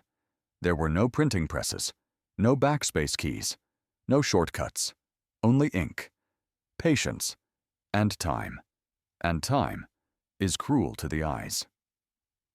The work of a scribe was physically punishing. Day after day, they sat in rigid silence, squinting under poor light, hunched over animal skin pages. Their eyes deteriorated, slowly, irreversibly. The very thing they needed most, their vision, was devoured by their devotion, and yet they kept going. Monastic records tell of elderly monks continuing their work long after they could read what they were writing. They memorized the shapes of letters. They followed rhythm and ritual more than comprehension. They became vessels, copying scripture not with understanding, but with trust. Many of them died before finishing their work. Some left behind half-filled pages, broken margins, or scripts that trailed off into crooked lines as sight finally failed. Others continued until the end, relying on touch and instinct, praying that each stroke of the quill was still aligned with divine will. This wasn't just physical labor, it was spiritual endurance. To lose your sight in service of a God you could not see, copying words you could no longer read, in hopes of preserving truths for people you would never meet. That was a kind of sacrifice most modern minds can't comprehend. These were not authors. They were preservers of time. Through them, civilization's knowledge endured. Every ancient manuscript that survives today, whether a Bible, a philosophical treatise, or a forgotten poem, exists because someone, likely half-blind and sleep-deprived, sat for hours at a desk and wrote, and wrote, and wrote, not once, but again and again, until the words outlived them. Some left notes in the margins. One anonymous monk scrawled, "Please let this work be finished. My hand is cramped. My eyes are failing. I can no longer tell black from blue." Another wrote simply, "Writing is excessive drudgery. The light is too dim. My sight is gone."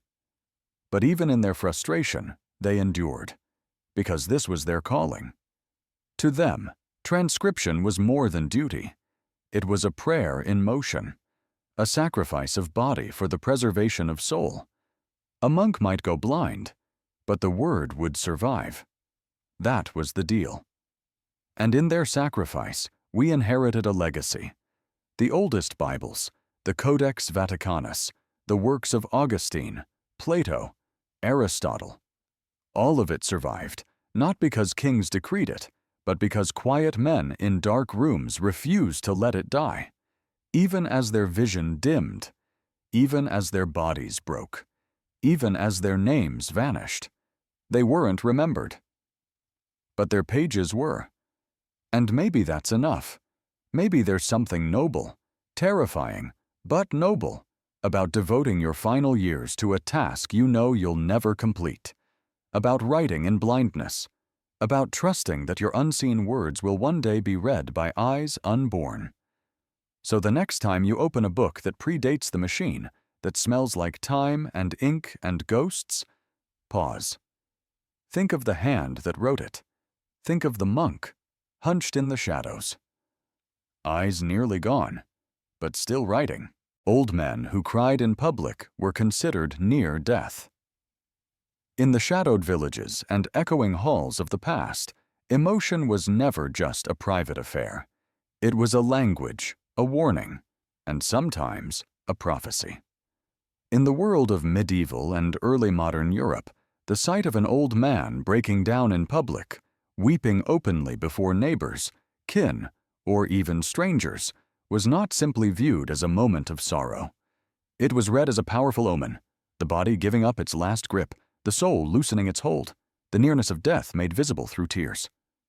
For centuries, the ideal of masculinity was built on stoicism, on the mastery of feelings, on the belief that to cry, especially as an elder, was to fail at life's final test. Boys were taught to swallow pain, to clench their jaws through hunger and loss. Men were expected to be the rock, the shelter, the unmoving center of family and community. If tears came, they were to be shed in darkness, behind closed doors, in the rarest and most private moments. So when an old man, once sturdy and respected, could no longer hold back his sobs in public, it unsettled everyone who saw it. His tears were not interpreted as simply sadness or even regret. Instead, they were seen as evidence that his life force, the invisible strength that kept a person anchored to this world, was waning. His soul, once firmly rooted in the flesh, now seemed to be floating, slipping, half in this world and half in the next. Neighbors might whisper, "He will not last the winter," or "His spirit is already halfway gone." The breakdown became both a warning and a rite, an announcement that death was drawing near, that the community should prepare to mourn, to pray, to say its last goodbyes. Sometimes, relatives would gather the very next day, making arrangements for a priest, quietly settling affairs, as if the old man were already gone, his tears a living eulogy. The connection between tears and death had deep roots. In ancient folklore, the ability to cry was seen as a sign that the body's energies were shifting from the needs of the living to the needs of the dying. Weeping, for the old, was thought to exhaust what little strength remained. The flow of tears mirrored the soul's final, reluctant exodus. As water left the body, so did vitality. Elders who wept publicly were believed to be surrendering the last of their reserves, both physical and spiritual. This belief wasn't born of cruelty, but of the collective memory of generations who saw too many deaths come suddenly. Without medicine, with hunger and war always close, any sign that the balance between life and death was tilting became sacred knowledge. A weeping elder was a candle flickering in a draught, the flame almost spent. Yet beneath this belief, there were also subtler truths. For some, the tears of an old man spoke of a lifetime's grief finally given voice, losses, betrayals, and regrets too long suppressed. When he cried, he mourned not only his own end, but all the friends, lovers, and children gone before him. His tears were for the world he was leaving, for memories that would die with him, for hopes unfulfilled, and words unsaid.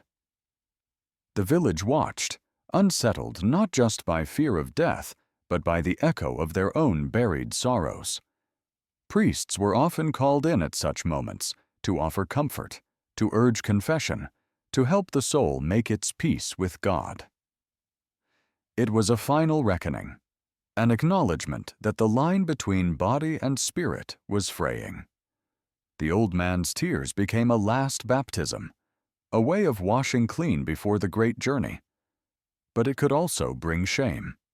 Some elders, aware of what public crying meant in the eyes of their peers, struggled desperately to hold back their tears, clinging to dignity, terrified of being seen as weak or already gone. Sometimes those who wept in public were shunned, not out of malice, but fear, a fear that death, so near, might spread like a contagion. Children were kept away. Friends kept their distance, not wanting to catch the sorrow or attract the same fate.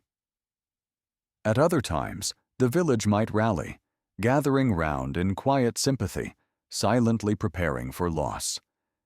Every case was unique, shaped by the elder's reputation, the depth of their bonds, the superstitions of the season. Even the chroniclers and artists of the age struggled with the image of the weeping elder. In illuminated manuscripts, old men were usually drawn as wise and composed, rarely breaking. But on the margins, in private letters and diaries, stories surface of patriarchs who, after decades of iron self-control, dissolved at the end.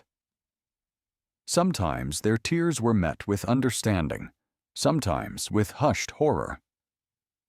More than a sign of emotional collapse, their crying became a communal meditation on mortality itself. Centuries have passed, and yet the power of those moments lingers. In every culture, there is a point at which emotion in the old is interpreted not as weakness, but as prophecy. Even today, the sight of a revered elder breaking down shakes us to the core, a reminder that the end is always near, that no amount of strength or status can hold back the tides of grief and time. So next time you imagine a village gathered in the pale winter sunlight and see an old man weeping in their midst, remember the weight of those tears. They are the water of memory, the salt of loss, the river that carries every soul to its quiet rest. In them, the community sees its own mortality reflected. For in the end, it is not just the elder who is nearing death, but the whole world, inch by inch, letting go. Aged lords who lost power were quickly forgotten. Power, in the world of lords and nobility, is both a blessing and a curse, its weight carried with pride by the strong and abandoned without ceremony when the strong grow old. Imagine the candle-lit halls of a medieval castle, once echoing with laughter and the clatter of goblets, now falling silent as age creeps in. The lord, whose voice once commanded armies and settled fates with a glance, begins to falter. His hands, once firm on the reins of power, now tremble. Perhaps his mind drifts, words turning to clouds, names slipping away. In that slow twilight, something terrible begins, a ritual forgetting, colder and more final than death itself. For centuries, the fate of aged nobles followed a pattern both brutal and universal. When a lord was vigorous, sharp of mind, quick of tongue, his court pulsed with life. Courtiers and sycophants flocked to his side, each eager for favor, wealth, a whisper of influence. Letters arrived daily, treaties were forged, and the mere mention of his name drew respect or fear. But time is a silent traitor, and the fortress of flesh and will is never impenetrable. When a nobleman's health began to fail, when his gait slowed, or his speech stuttered, the tides of attention shifted. At first, the change was subtle. A missed banquet, a postponed visit, a document awaiting his seal quietly diverted to another's hand. Then, the process accelerated with chilling efficiency. Courtiers, ever attuned to the winds of fortune, drifted away. Why tie one's future to a man who might not see the next season? Those who once hung on every word now whispered behind closed doors, laughing at old stories that suddenly seemed foolish or pitiable. The Lord's chambers grew quiet, the gifts stopped, the laughter faded. The world outside his windows moved on. In the records of the realm, a new and subtler erasure began. Where once his name was written in bold script, it now appeared smaller, lower down, sometimes missing altogether.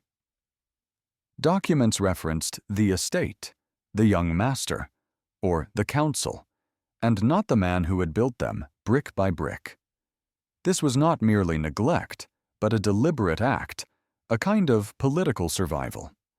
In medieval and early modern Europe, power could not be wasted on the weak or senile. Kingdoms, duchies, and even villages survived by adapting to the realities of succession and strength. If a lord became forgetful, lost his sight, or slipped into madness, His family and servants quickly learned to shield him from view. Sometimes it was done out of love, a gentle fiction that allowed the old man dignity as his sun set. More often, it was simply necessity. Rival claimants, ambitious sons, and distant cousins circled like wolves. Too much attention to a failing lord risked chaos or even open war. The rituals of erasure were both public and private. In court, conversations about the lord faded into stories of the past.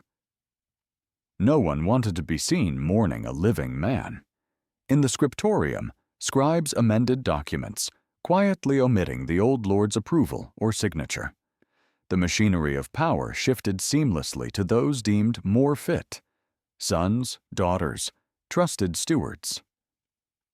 In some regions, the old lord was encouraged or forced to retire to a remote manor or a monastery, his presence erased from daily affairs.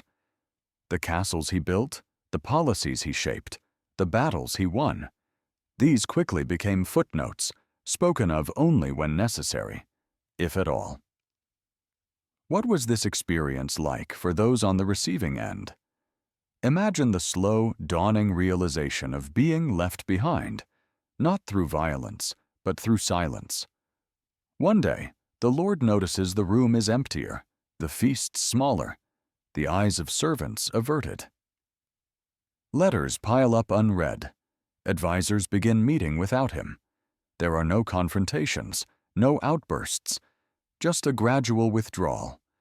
The world shrinking until only a handful of loyal retainers remain. Even these, at times, are motivated more by duty than by true affection. For the aged lord, every day becomes a reminder of what is lost. Power, once absolute, becomes a memory.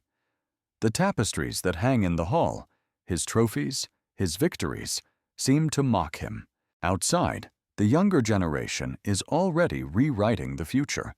History, so it is said, is written by the victors, but it is also rewritten by the survivors, those who quietly omit, revise, or replace the names of the old with their own.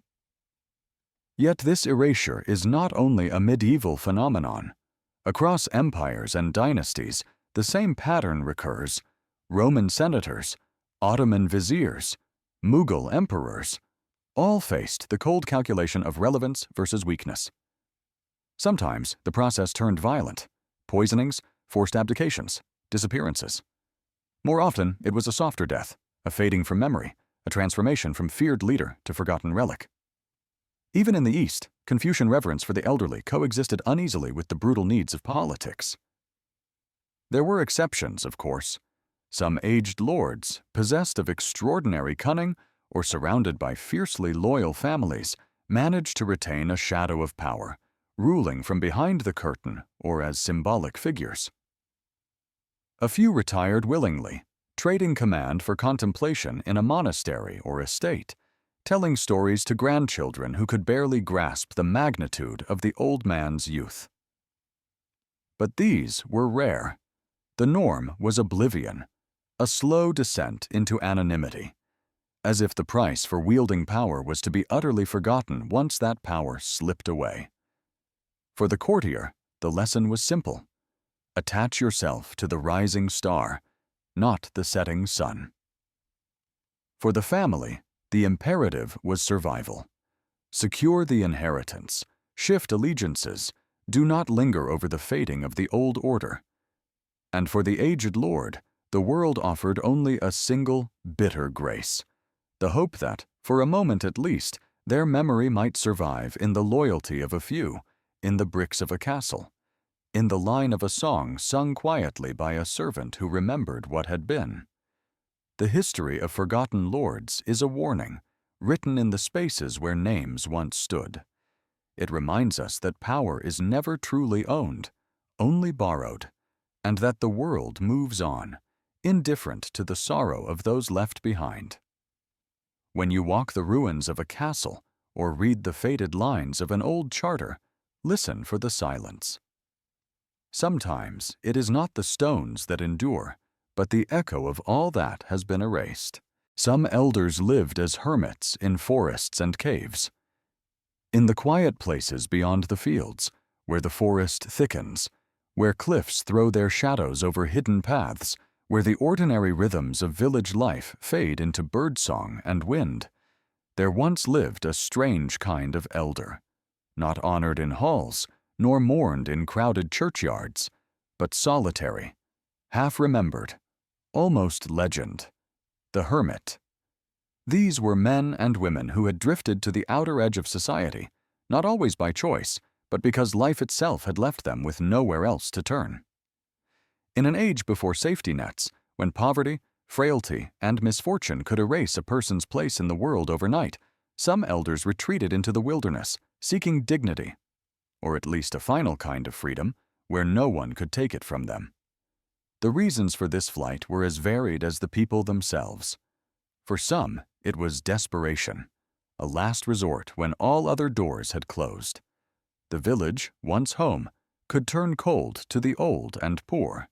If you had outlived your children, or if your family was too hungry to spare another mouth, you might find yourself gently but firmly pushed away. Church alms, always scarce, were given out of duty, not kindness, and even that fragile lifeline might vanish with a bad harvest, a harsh winter, or the shifting politics of parish charity. Pride, shame, or a stubborn sense of dignity might make the idea of begging intolerable.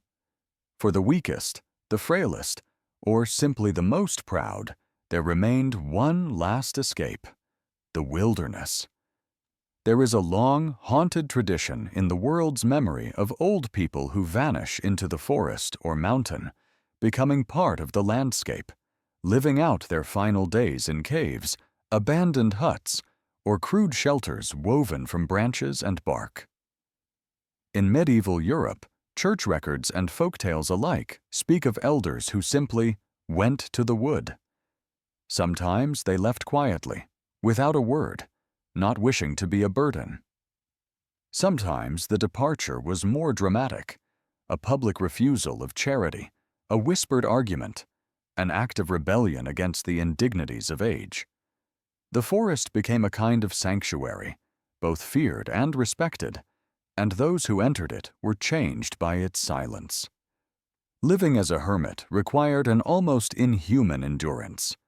The wild was no gentle friend to the old. Winters bit deep, hunger was a constant threat, and sickness often meant a slow, lonely death.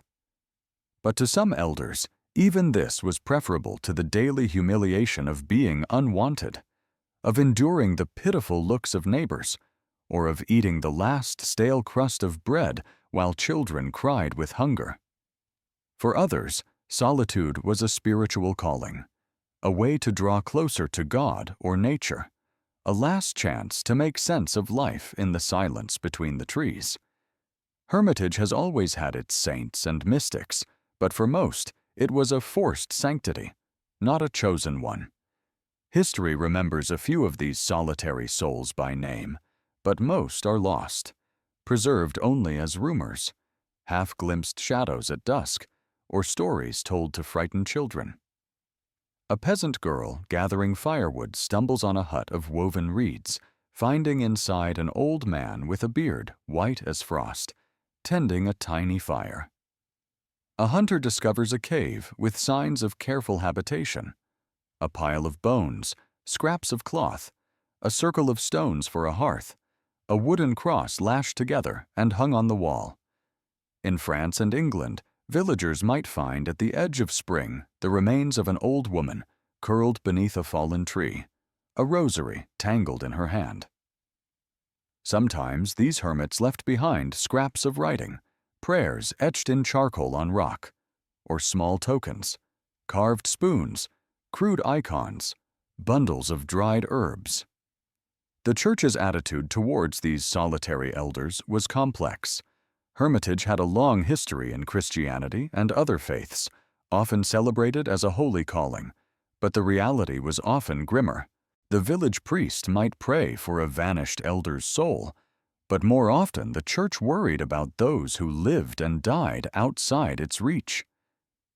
Without the final rites, the burial in hallowed ground, the prayers for the dead, the hermit's soul was at risk according to local belief. For the community, there was both shame and relief in these disappearances, one fewer mouth to feed, one less source of guilt or contention. Sometimes villagers brought food to the edge of the wood, leaving bread and cheese at a certain tree or stone, but rarely would they risk more than that. Fear and superstition kept them at a distance. In Eastern Europe, there are tales of babas and dedkas, old women and men who withdrew to forest clearings, living on mushrooms, berries, and what game they could snare. In the Russian taiga, in the Carpathians, and the deep forests of Poland, these elders became almost mythic, part witch, part sage. Sometimes blamed for misfortune, sometimes sought out in secret for wisdom or a blessing. In China, recluses in the mountains were sometimes venerated as sages, but just as often they were poor old people with no family left, living in crude shelters above the villages they had once called home. In India's forests, the sannyasi, elderly ascetics, lived and died in caves, part of a tradition both spiritual and practical for those abandoned by family or fortune. Death, when it came, was usually quiet and unremarked. Bodies were found by accident, if at all, months or years later. Bones scattered by animals, tattered rags tangled in brambles, the faint outline of a human shape beneath a shelter of leaves. Sometimes the villagers would bury the remains if they were found, but just as often, the wilderness reclaimed the elder entirely. And yet, for some, this was a kind of victory, a final refusal to die in shame, a last act of agency in a world that had stripped so much away. What was it like in those final days? Imagine the hush of the forest at dusk, the soft crackle of fire, the hunger that sharpens every sound. The mind drifts between memory and prayer. Regret and peace mingle in the heart. Each dawn is a gift, each night a test. Even the smallest comforts, a patch of sunlight, the scent of pine, the song of a bird, become precious. The solitude can be crushing, but also clarifying. Old grievances fade. Old wounds heal a little in the silence. To die alone is not the same as to die forgotten, not if you have chosen the terms of your leaving. This hidden chapter of history is rarely told because it sits at the uneasy intersection of poverty, age, and pride. It's a story not of triumph, but of endurance, of the stubborn dignity of those who refuse to accept the world's verdict on their worth. In their solitude, these elders found a kind of peace that society denied them, a final resting place that needed no stone or ceremony. And in the memory of their lives, there lingers a question. How do we measure a life well lived? Is it in the number of mourners, or in the courage to shape your own ending, even if that means vanishing into the wild? The hermit elder stands as a reminder that, even in history's harshest moments, there is always the possibility of choosing solitude over shame, wilderness over want, dignity over dependence. Their bones may be scattered and their names lost, but their final act, choosing the silence of the woods over the noise of rejection, echoes on, a testament to a kind of freedom that neither poverty nor age could fully erase. Storytelling was one of the few powers the old still held. As twilight fell in medieval villages, after the day's last meal and the smoke of the hearth thickened in the rafters, a quiet transformation took place.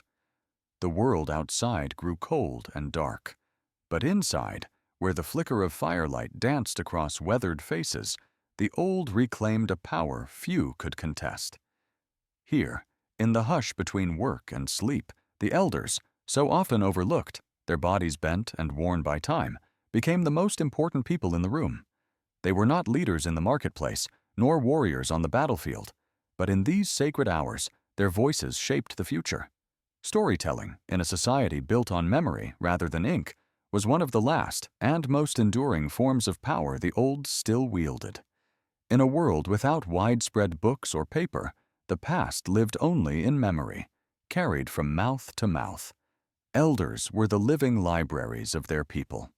Their stories were not just entertainment. They were the thread that stitched generations together. Through their words, the deeds of ancestors, the lessons of old disasters, and the unspoken rules of the village were passed down. Children crowded close, wide-eyed in the flickering shadows, learning not only about heroes and monsters, but about the boundaries of their world, where danger lurked, what honor meant, how to survive storms both literal and moral. Each tale was a lesson hidden in a tapestry of myth and memory. For the old, storytelling was more than duty. It was survival. In a time when usefulness meant physical strength, the aged were at risk of being seen as burdens, mouths to feed when food ran low, bodies that could no longer till fields or mend fences. But when an elder spoke, the room would quiet. People listened not just for the tale, but for guidance, for the answer to problems echoing down through centuries. The right story, told at the right time, could calm a feud, inspire courage, or warn against repeating forgotten mistakes. In this subtle way, the elders held sway over the hearts and minds of their communities, their wisdom valued even when their bodies failed. The stakes could be high. What stories an elder chose to tell, and which to keep silent, shaped the identity of a family or even a whole village. To share a tale of honor or betrayal, to recall a failed harvest or a night the wolves came, was to set the tone for how the next generation understood itself. Some stories were warnings in disguise, others quiet boasts, some open wounds. The very act of choosing which memories to pass on was an act of power, and sometimes of subtle revenge or healing. The stories that survived became the history of a people, the truths accepted, the lessons learned or ignored.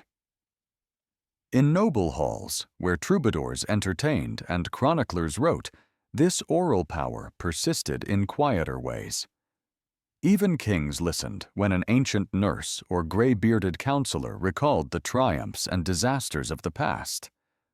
Monarchs feared the loss of old tales, sometimes commissioning scribes to set them down, recognizing that to control history was to control the future. Yet even then, much slipped through the cracks, carried only in the trembling voices of the very old. In peasant homes, the oral tradition remained the only tradition. It was here that elders became both guardians and gatekeepers of what mattered most. But this power was never absolute. As new generations grew impatient, as written records spread among the wealthy, and as plagues or wars swept through villages, much was lost. Whole worlds could vanish with a single forgotten storyteller. Still, as long as there were fires to gather around and nights too long for silence, the elders remained indispensable. Their memories were the community's foundation, fragile and priceless, always at risk of slipping away. In the end, storytelling was not just a consolation prize for the old. It was the final test of legacy, the way to be remembered long after the voice itself faded. Every word shaped not only what the living believed, but how the dead would be honored, how families would endure, and what lessons might survive the centuries. In that flickering circle of firelight, the aged found a kind of immortality, not of flesh, but of story, wisdom, and the power to shape the world even as their own faded into shadow. Many died believing they were still in sin. In the medieval world, there was one thing more terrifying than death itself: dying unconfessed. Because to die with sin still clinging to your soul was to risk everything.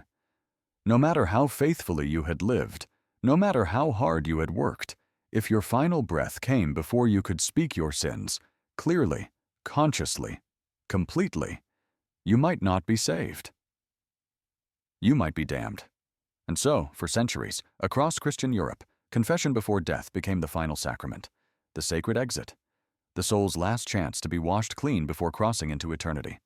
But not everyone made it, not because they were unwilling, but because their minds failed them first. Many died believing they were still in sin.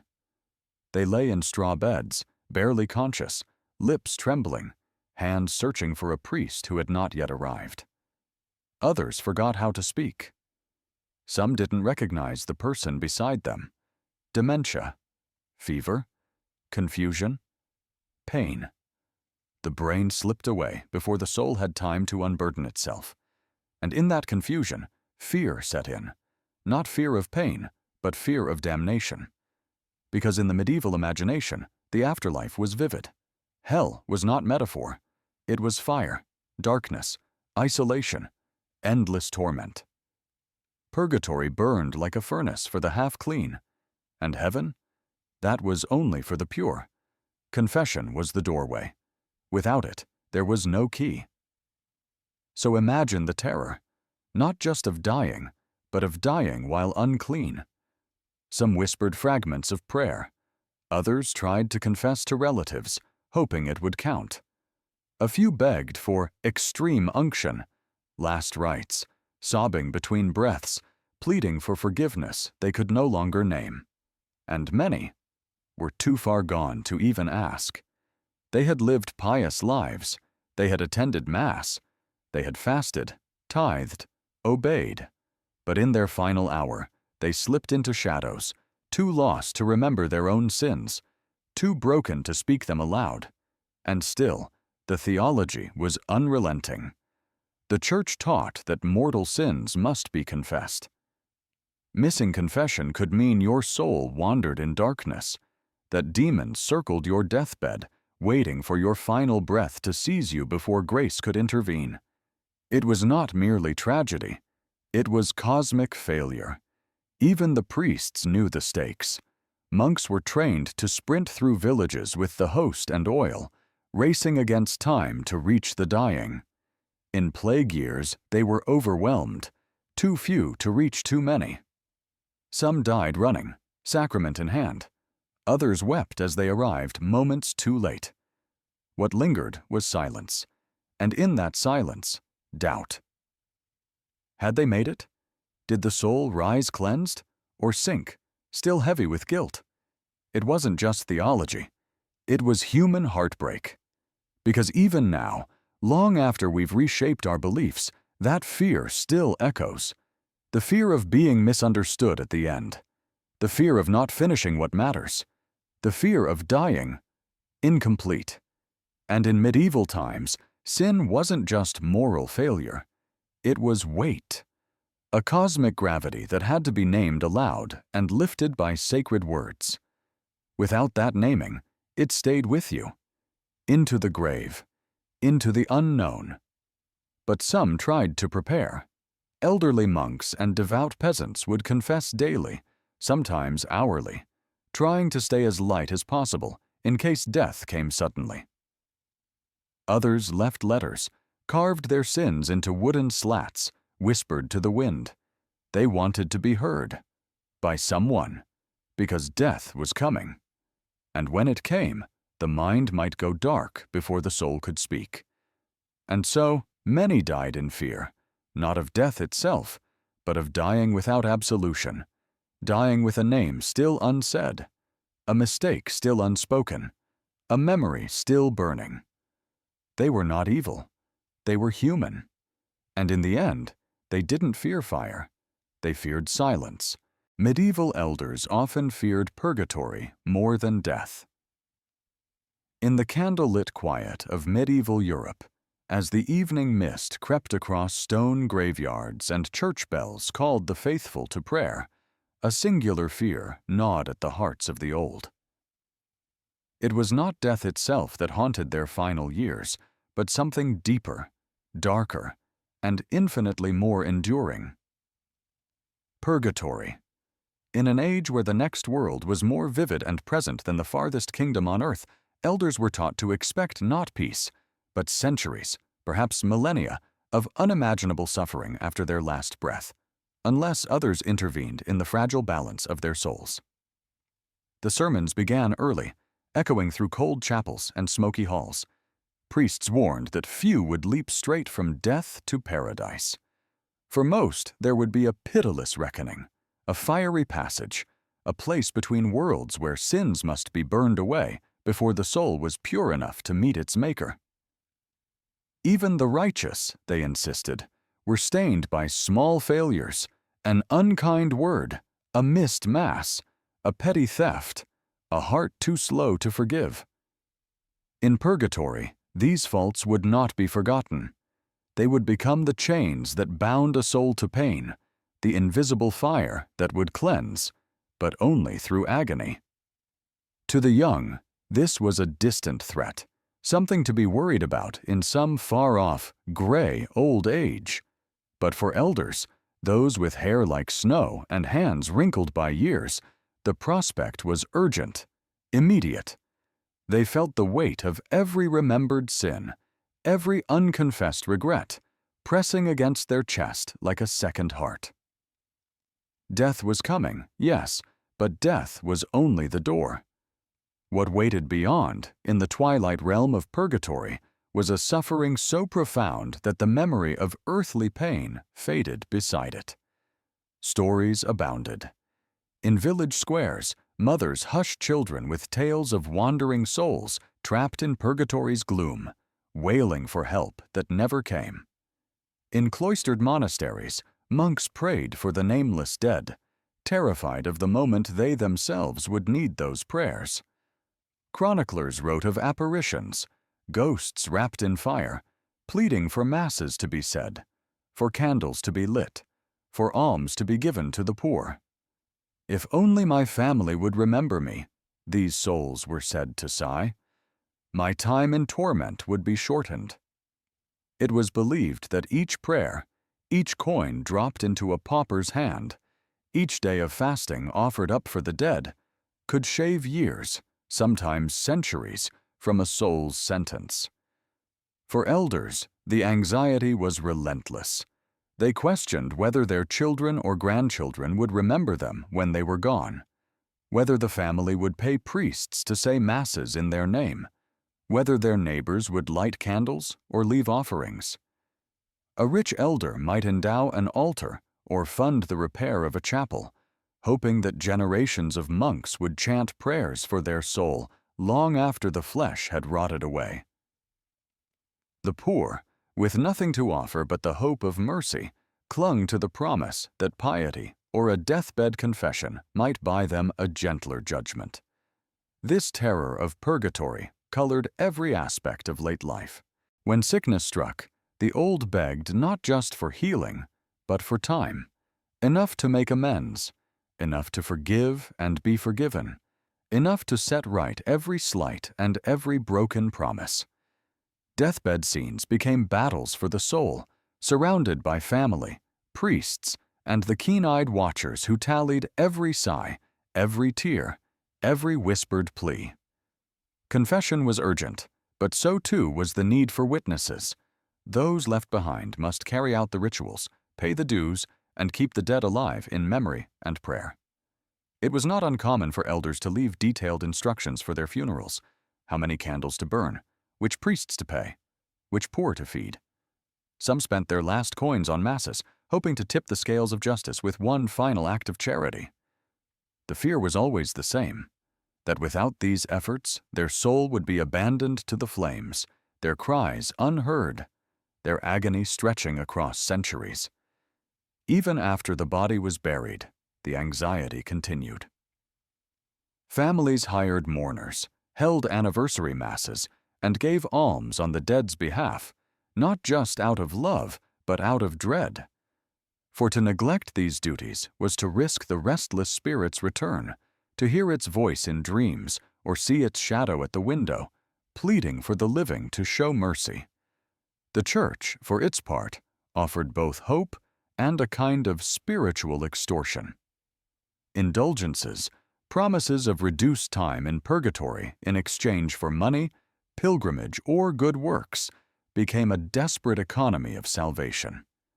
Wealthy elders bought peace with gold, while the poor scraped together pennies, trusting in the Church's power to intercede.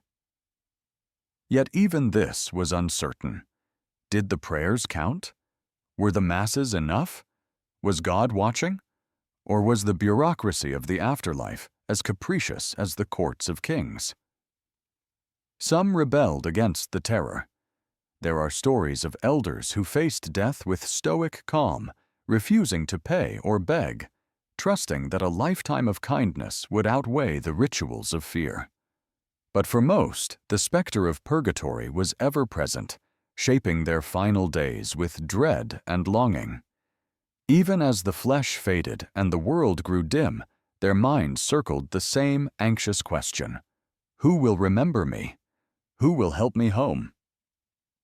Centuries later, the fear of purgatory seems foreign, an artifact of a world ruled by faith and fire. Yet the longing behind it remains deeply human. The wish not just for a good death, but for a good afterlife. The hope that, when the journey is over, someone will light a candle in the darkness, whisper a prayer, and help the lost soul find its way. In the end, for medieval elders, death was not the end. It was only the beginning of another trial, a trial that could last as long as memory itself. And in that trial, only the love and prayers of the living could unlock the gates of suffering, letting the soul pass, at last, into peace. Widowed elderly women were often seen as burdens. The ancient world, for all its pride in tradition and faith, was often a cruel place for those who stood alone. In medieval towns and villages, even the most familiar faces could become invisible overnight. For elderly widowed women, those who had outlived not only their husbands, but often their own children, this invisibility became their prison. Their days blurred into years at the edge of society, dismissed as burdens, their voices lost in the silence of courts and churches that once claimed to offer refuge to all. Imagine a narrow cobblestone street at dawn, the city not yet awake. A stooped gray-haired woman sweeps her doorway, her movements slow but determined. For decades, she was a wife, a partner, a mother. Perhaps once her home echoed with laughter, with the sound of children running, a husband's voice calling from the fields. But now the rooms are silent. Her children, if she had any, are dead or scattered, claimed by war, disease, or the hunger for new lands. Her husband's grave is overgrown, and the name she took in marriage is little more than a memory. With his passing, something vital is lost, not just love, but protection, status, and a place in the world. For most elderly widows, there was no legal safety net. The rights and protections of the law were, for centuries, written by and for men. Marriage granted a woman some measure of belonging, a link to her husband's property, a role in the eyes of the church, a place in the household. But widowhood was a sudden unraveling. If there were sons, a widow might be allowed to live out her days in a corner of the family home, dependent on their mercy or ambition. If there were daughters, their fate was tied to marriage prospects and the household's fortunes. But for the solitary widow, especially one too old or infirm to remarry, the world grew cold. Legal systems, where they mentioned her at all, saw her as a problem to be managed. Inheritance laws, shaped by centuries of patriarchy, often stripped widows of land and income. Sons might inherit, or distant male relatives. In some cases, a woman could keep her dower, a small portion of her husband's estate, enough for the barest survival. But dower rights could be contested, delayed, or denied outright. Without powerful allies or influential kin, an old widow could watch her life security vanish with a signature or a handshake. Courts were places of power, not pity, and few had the resources or stamina to fight for justice in their final years. Religion, for all its promises of charity and compassion, was often no better. The Church preached mercy, but in practice, its support for widows was thin and unreliable. Almshouses and poor relief existed, but spaces were few, and demand was overwhelming. Monasteries sometimes took in widows, if they brought a dowry, or if their families had influence. More often, church doors were closed or opened only long enough to offer a crust of bread and a sermon on the virtues of patience. To be an old widow was to live on the outside of every promise. Day by day, these women survived by resilience and ritual. Some became beggars, haunting market squares and church steps, reciting prayers for the living in exchange for coins or scraps. Others traded whatever skills they had, spinning, mending, brewing simple medicines, hoping to scrape together enough for food and firewood. A few, by wit or luck, became caretakers of other orphans of fate, helping raise the children of neighbors or tending the sick, but with each passing year, strength faded, and the world's patience wore thin. To be a widowed woman in old age was to carry an unspoken stigma. Society looked at her and saw only loss, a woman without a household, a mouth to feed, a reminder of mortality. Sometimes she became the target of suspicion or superstition, blamed for bad luck or misfortune, whispered about as a witch or a curse. Centuries of folk tales turned the lonely old woman into a figure of fear and mockery, compounding her isolation. The emotional toll was profound. Imagine waking each morning to silence, to the knowledge that your story no longer mattered to anyone with power. The laws of kinship, meant to bind families together, frayed and snapped at the edges. The comfort of faith, so often promised, was tested by daily hunger and neglect. Yet, despite all this, many widows endured.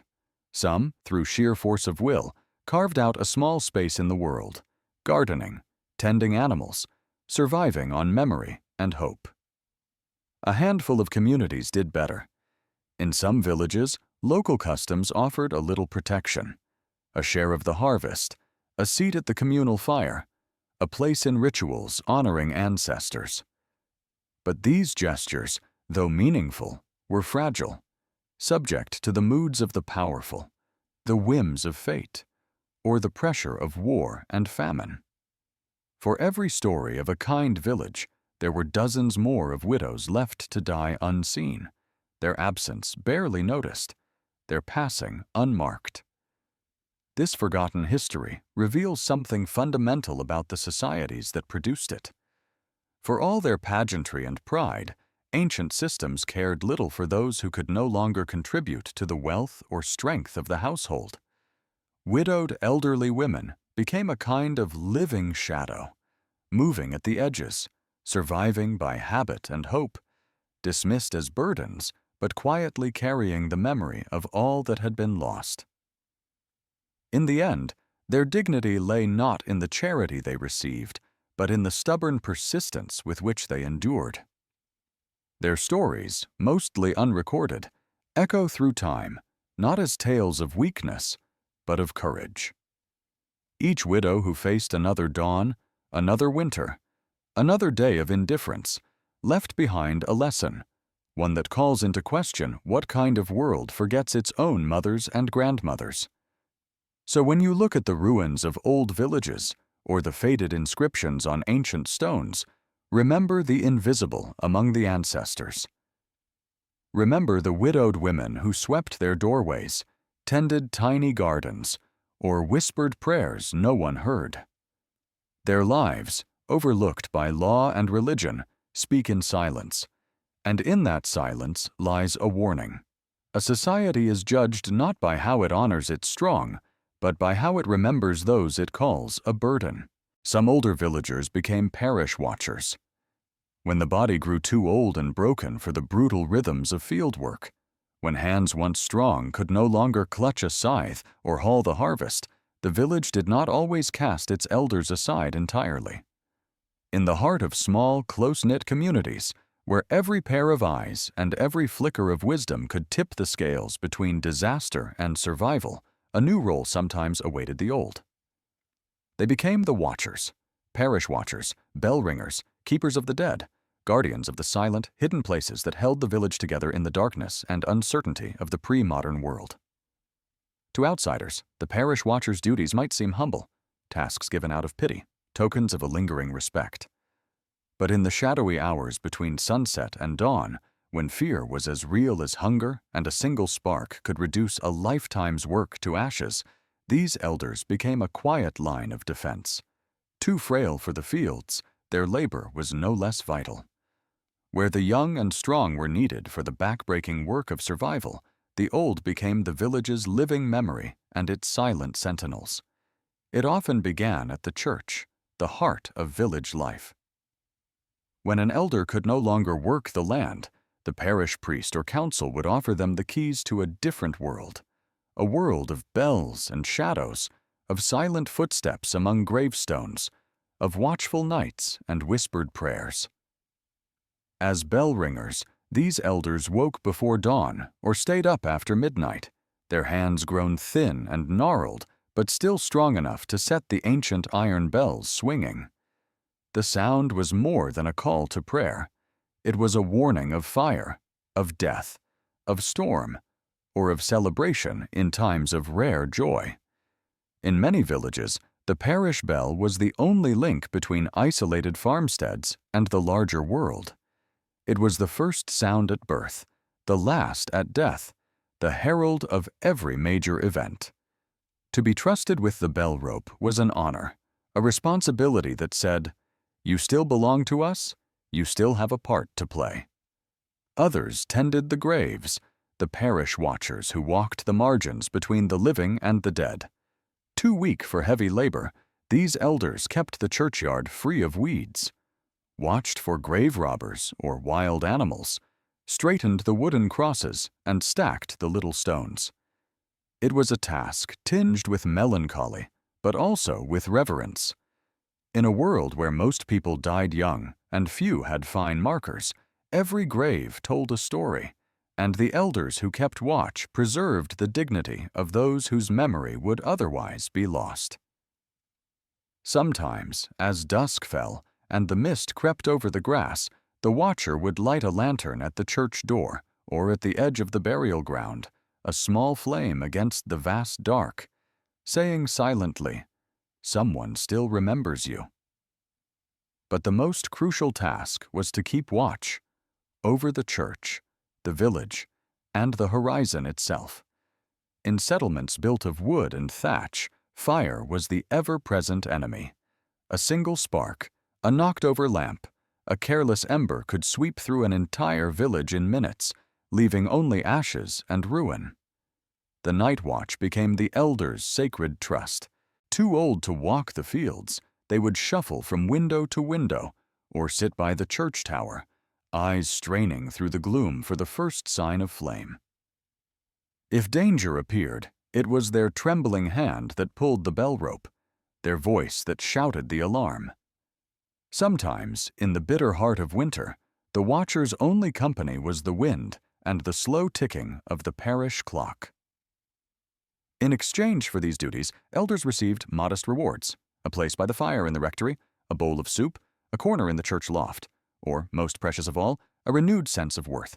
Their names lingered on parish rolls in dusty ledgers, entries like Old Jacob, Bellman, or Widow Mary, Gravekeeper. In some cases, the watcher was given a small wage, a loaf of bread from each household, a mug of ale on feast days. But more important than food or coin was the restoration of purpose. In a society where worth was measured in work, these new tasks kept the old from sliding into total invisibility. Yet even in these quieter roles, there was risk and hardship. Winter winds crept through stone walls, frost bit deep into old bones, and the loneliness of night watch could gnaw at the spirit. Sometimes, parish watchers fell asleep at their posts, only to be roused by a stern priest or the tolling of their own bell in a nightmare. Occasionally, suspicion or rumor would cloud their service.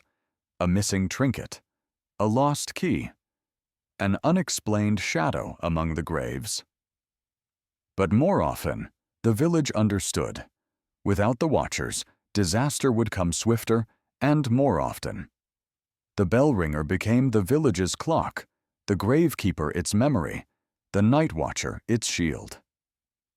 In their own quiet way, these elders carried forward the rhythm of life and death.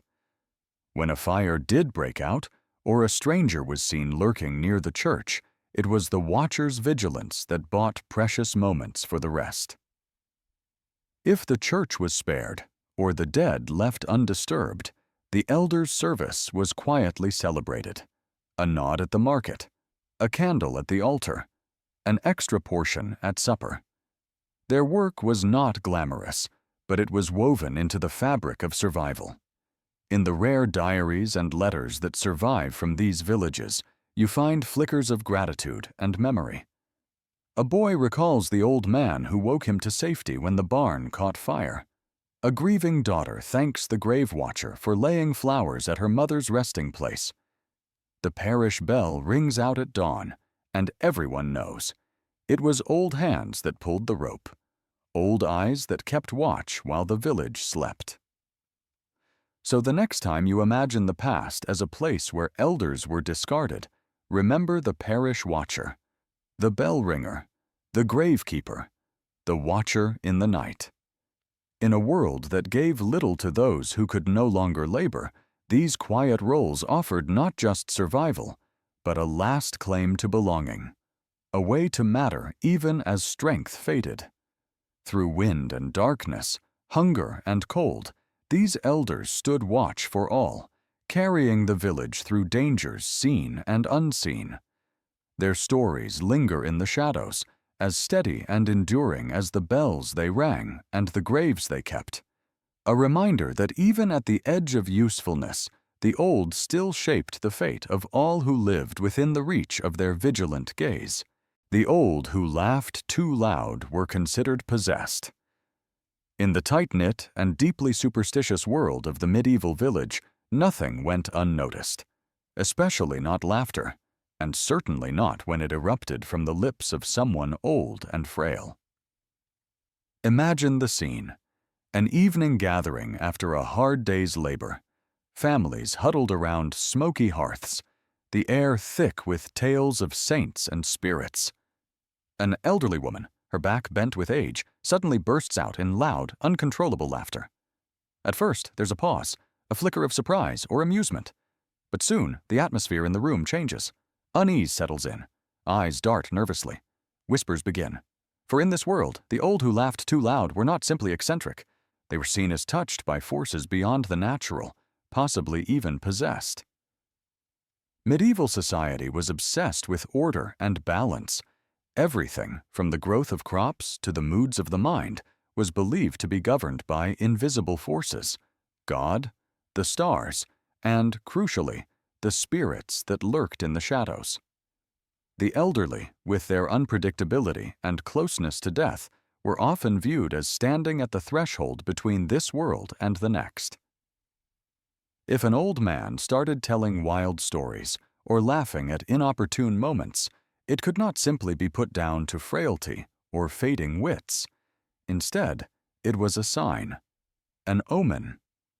People whispered that the humors were disturbed, the mind overtaken by melancholy or phlegm, the spirit unmoored from the body, or worse, that something unholy had taken root inside. Medical theory at the time did little to help. The ancient doctrine of humors, which so thoroughly shaped medieval ideas about the body and mind, claimed that laughter itself was a sign of imbalance, too much black bile, or perhaps a disturbance of vital heat. But science blended seamlessly with superstition.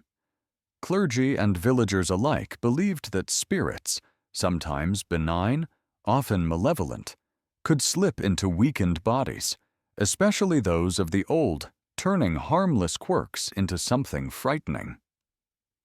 Women were especially vulnerable to these accusations, as their roles were tightly policed and their behavior even more scrutinized. Loud, disruptive laughter, so natural in the young, so suspicious in the old, became a kind of social danger.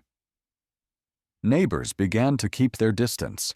Families might worry that the laughter was a sign of madness sent as a warning or a punishment for some unconfessed sin. In more isolated or deeply religious communities, it was not uncommon for the local priest to be summoned, holy water in hand, to drive out whatever spirit had supposedly taken hold.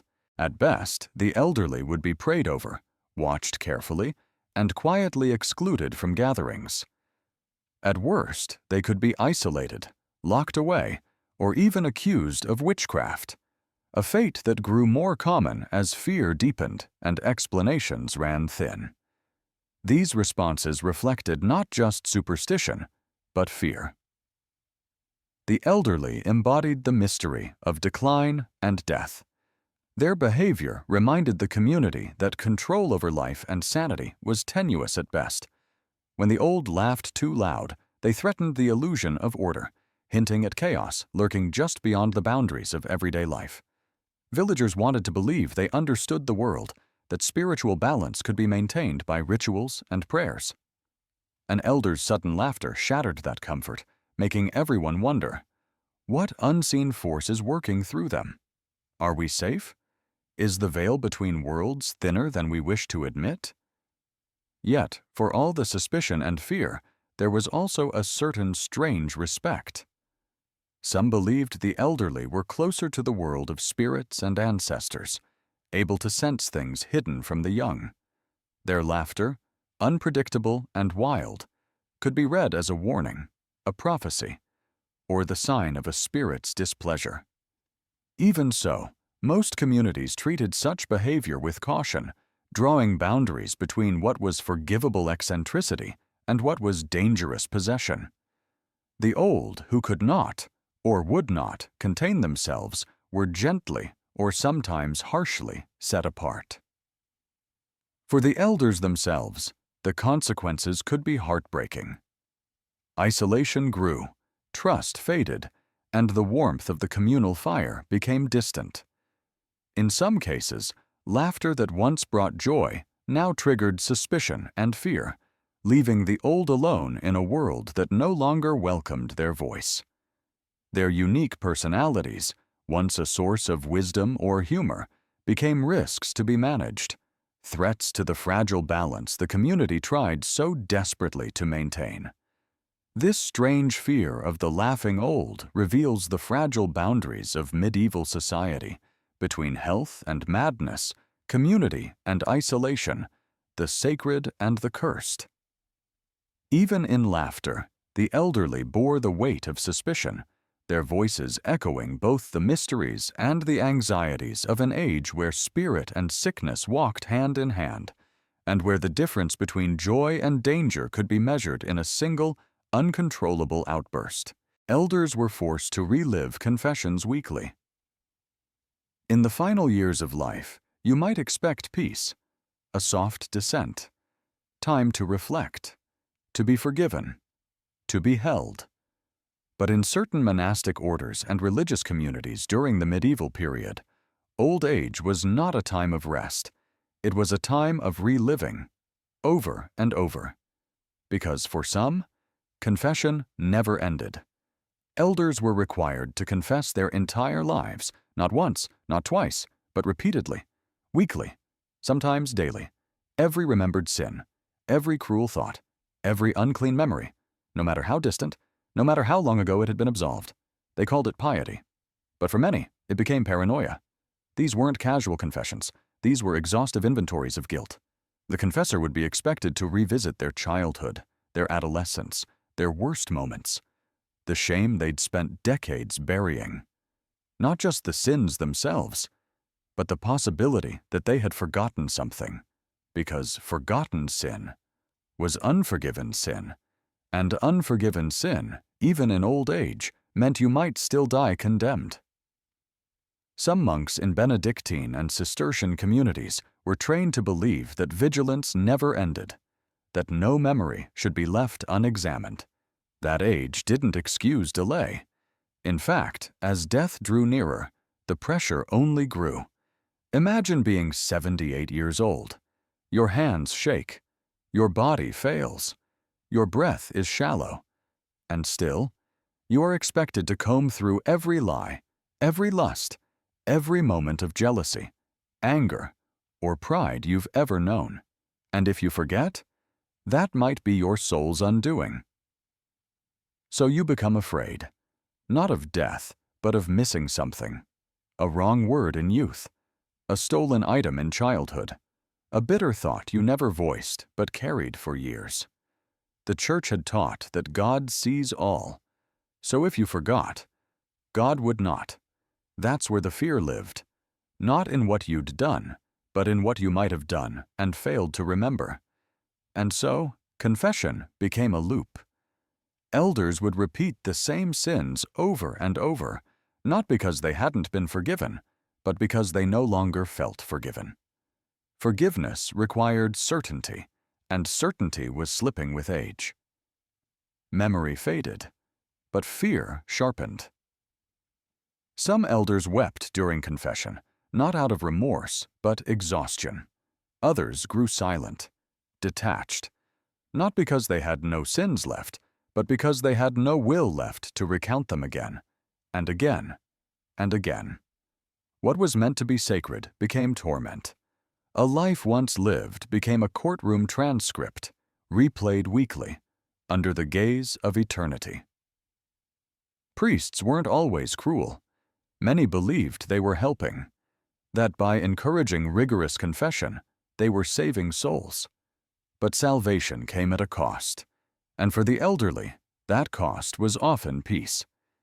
They began to fear their own minds, began to question whether joy itself had been a sin, began to wonder whether the God they loved would reject them over something they couldn't recall.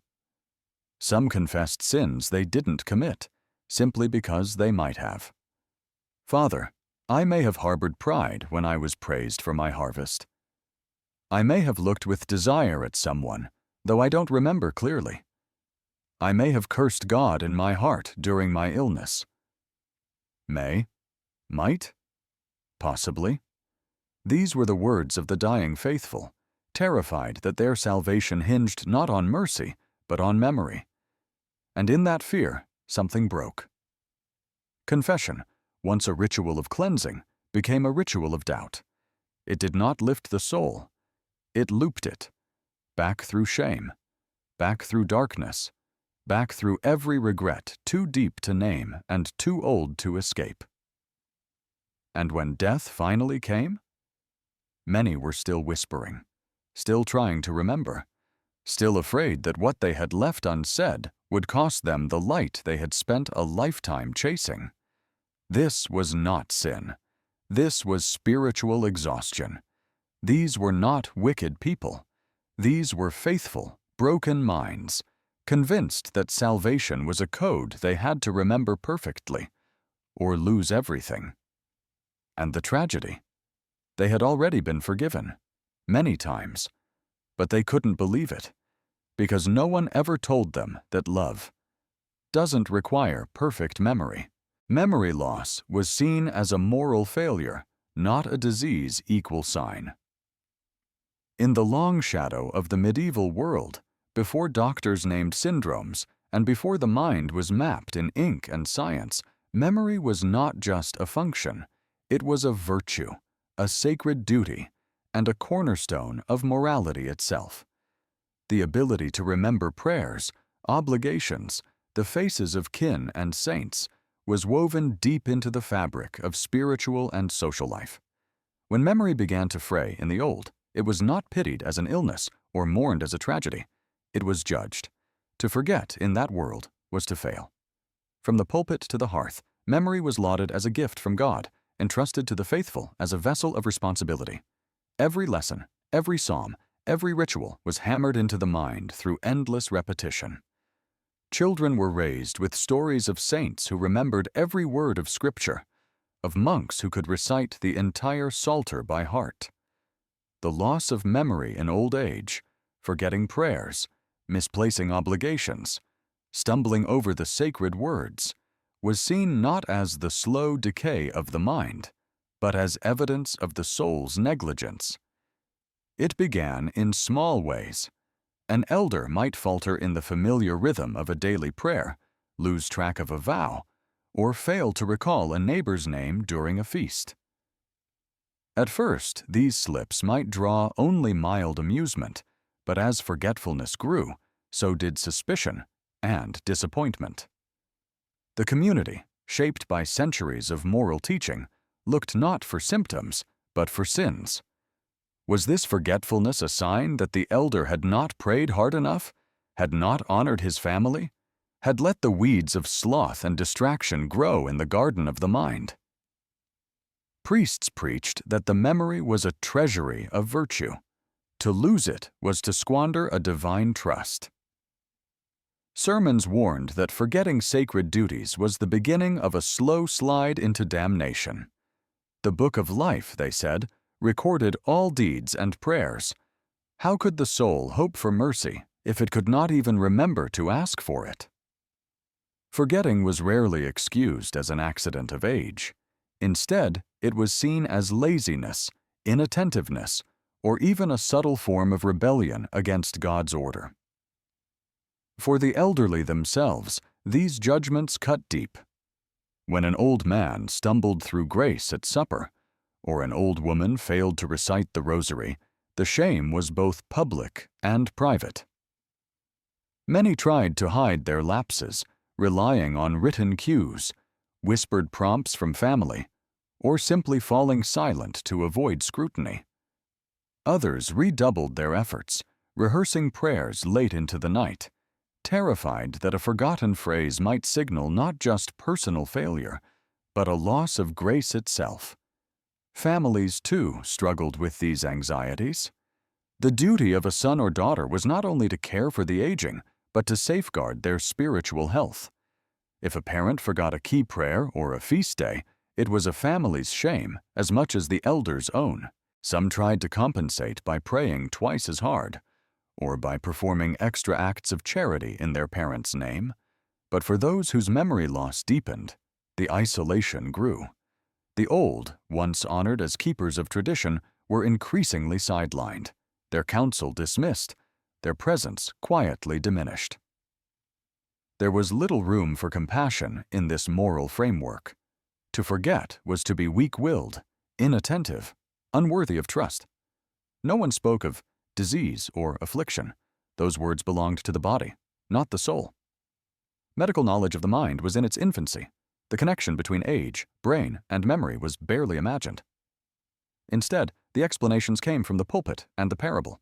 Perhaps God was sending a warning, stripping memory as punishment for pride, envy, or some secret sin left unconfessed. Or perhaps the devil himself was at work, sowing confusion in the minds of the vulnerable. Even the legal system reflected this belief. To forget a debt or obligation was no excuse. Elders who could not recall their promises might be accused of dishonesty or trickery. In monastic communities, a monk who faltered in daily offices was sometimes disciplined, expected to make penance for a willful neglect rather than a failing body. Chroniclers and hagiographers rarely showed mercy to the forgetful. They praised memory as a sign of sainthood and overlooked or condemned those who lost it. Yet beneath this harsh surface, quiet stories of empathy flickered at the edges. A gentle daughter might patiently prompt her mother through prayers each night. A village priest might close his eyes to an elder's mistakes, covering the lapses with his own recitation. But these acts were private, unspoken, nearly subversive. The public face of the age was judgment, not understanding. This worldview shaped the fate of countless elders. Some withdrew, ashamed to speak in gatherings where their memory might fail. Others became fiercely rigid, clinging to rituals and routines, terrified of the social and spiritual consequences of forgetting. There were no gentle words, no diagnoses to soften the fall. To lose memory was to be accused, pitied, or quietly shunned. It would take centuries, and the rise of new science, new medicine, new compassion, before memory loss would be understood as a natural part of aging, deserving care rather than blame. But for those who lived in the age when forgetfulness was a moral failure, the loss was doubly cruel, the fading of the self, and the burden of judgment that followed it.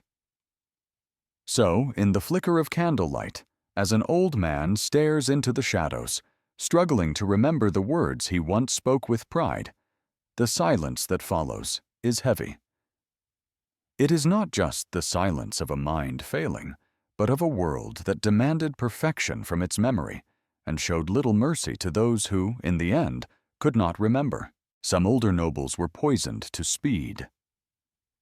Inheritance equal sign in the grand halls of old Europe, where the walls themselves seemed to listen and the shadows watched every step. Not every death was a tragedy of nature. Sometimes it was ambition, cold, calculated, and utterly ruthless, that decided who would breathe their last. Among the noble families, where wealth and power flowed through bloodlines, and every acre of land meant a seat at the table of history, the elderly who lingered too long on their estates sometimes found that their final illness was not the work of fate or God, but of their own kin. Inheritance was a game where the stakes were land, title, and future. And sometimes the most efficient move was a silent cup, a carefully spiced meal, a natural death engineered by those who stood to gain everything. Imagine the scene: an ancient manor, its gardens manicured, but the air thick with secrets. The lord of the house, white-haired and slow-moving, still commands respect in public, his signature needed on every charter, his approval essential for every alliance. But in the flicker of candlelight, younger eyes calculate the future. Sons, nephews, distant cousins, each waiting for their turn, each growing restless as the seasons pass and the old man endures. The legal machinery of inheritance was clear. Only death could pass the scepter. And yet, for those who could not wait, history whispers of darker solutions. Poison was the favored weapon. Unlike the blade, it left no wound, no obvious mark, just a slow decline, a cough here, a fever there, the plausible mask of age overtaking the body. In kitchens and bedchambers, loyal servants could be bribed or coerced to slip tinctures into wine or bread. Sometimes the victim felt the change, sudden weakness, a burning in the gut, but few suspected those closest to them. After all, the greatest trick was not just the administration of the poison, but the performance of care. The very hands that tucked in blankets and spooned broth could be those hastening the end. Europe's history is littered with rumors and accusations, some never proven but all too plausible. Chronicles from Italy, France, England, and Russia recount suspiciously convenient deaths.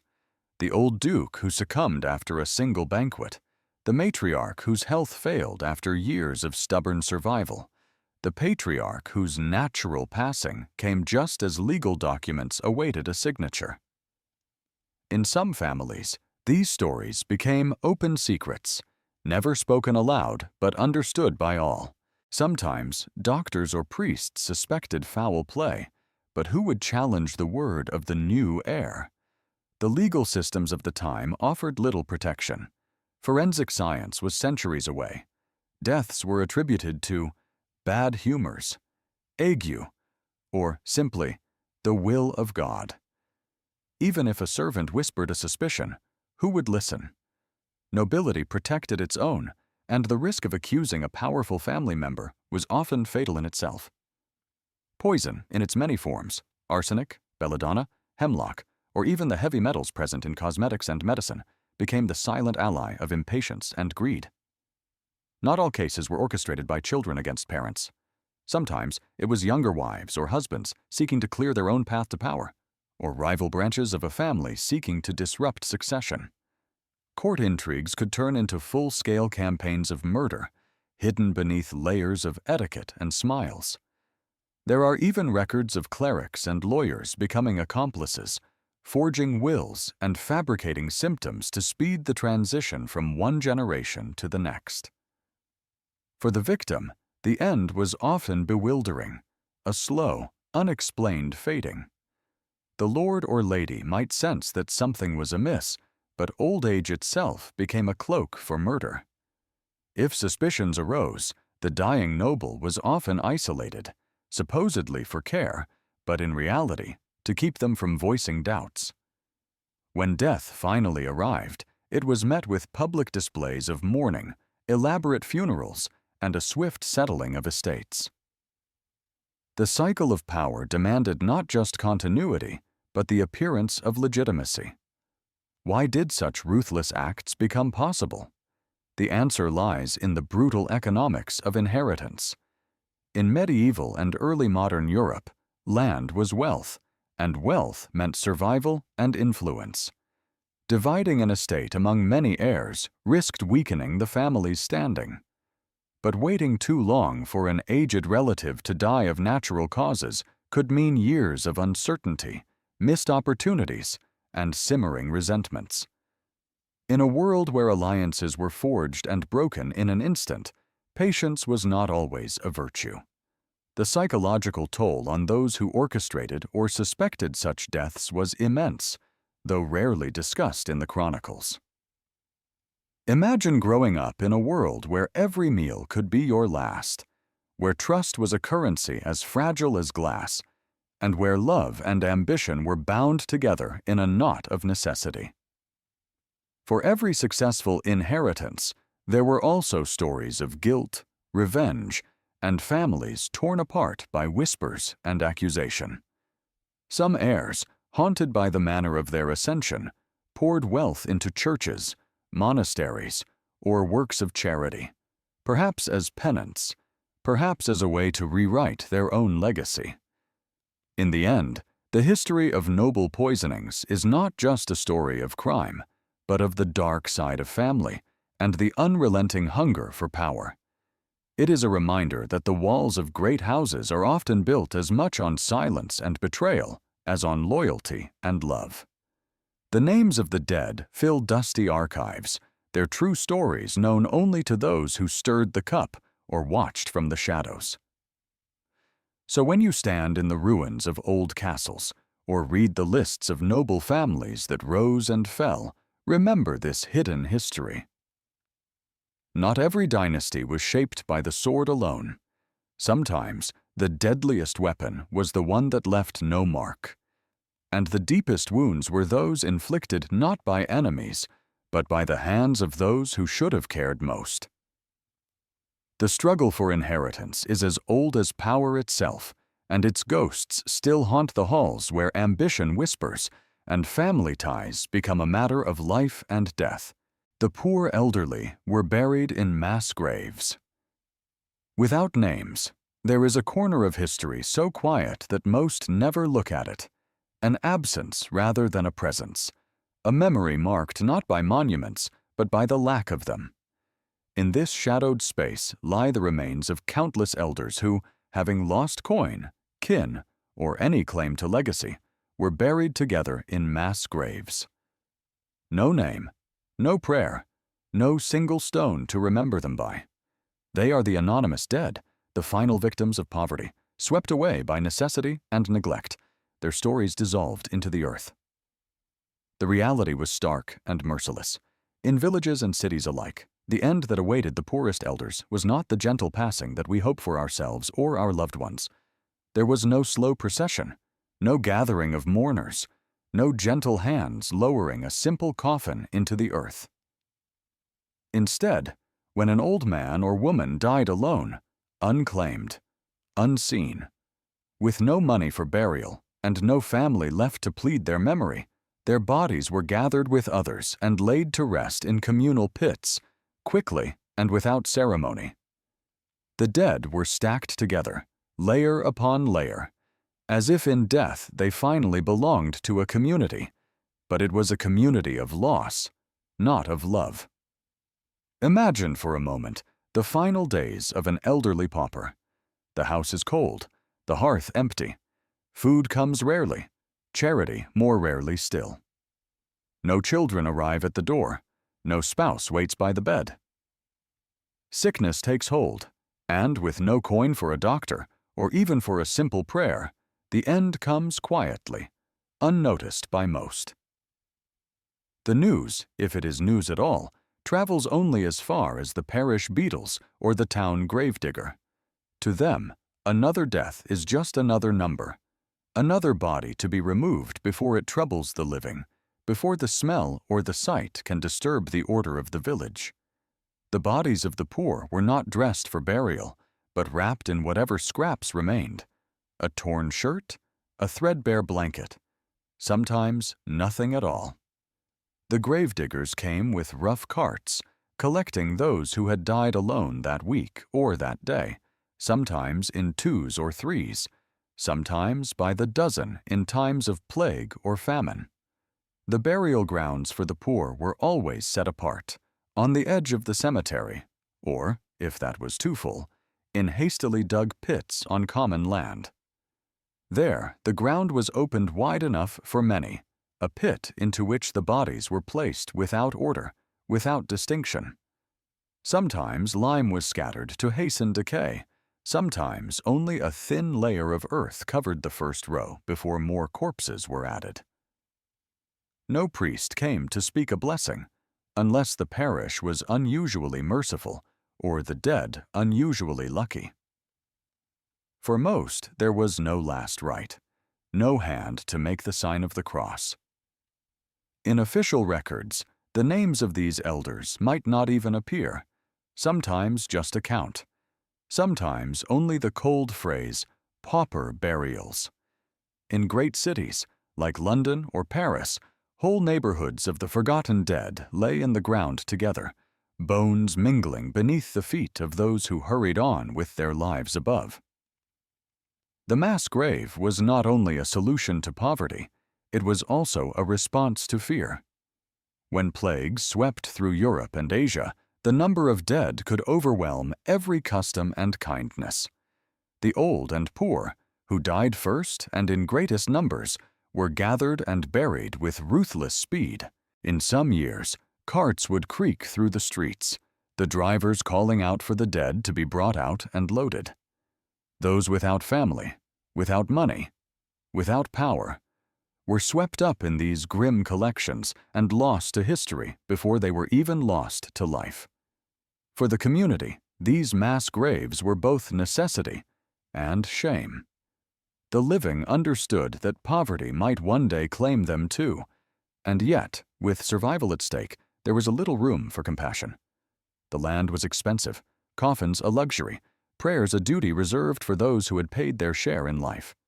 And so the ground filled, year after year, with the bones of elders who had labored and suffered, survived wars and famines, only to vanish without trace, their names known only to the wind and the worms. There are stories, scattered through history, of small acts of rebellion against this fate. A neighbor who, despite his own hunger, placed a wildflower on the pit before dawn. A child who slipped away from chores to say a prayer. A parish clerk who, for reasons unknown, scratched a single name into a hidden corner of the church ledger. But these were exceptions. For most, the silence was total.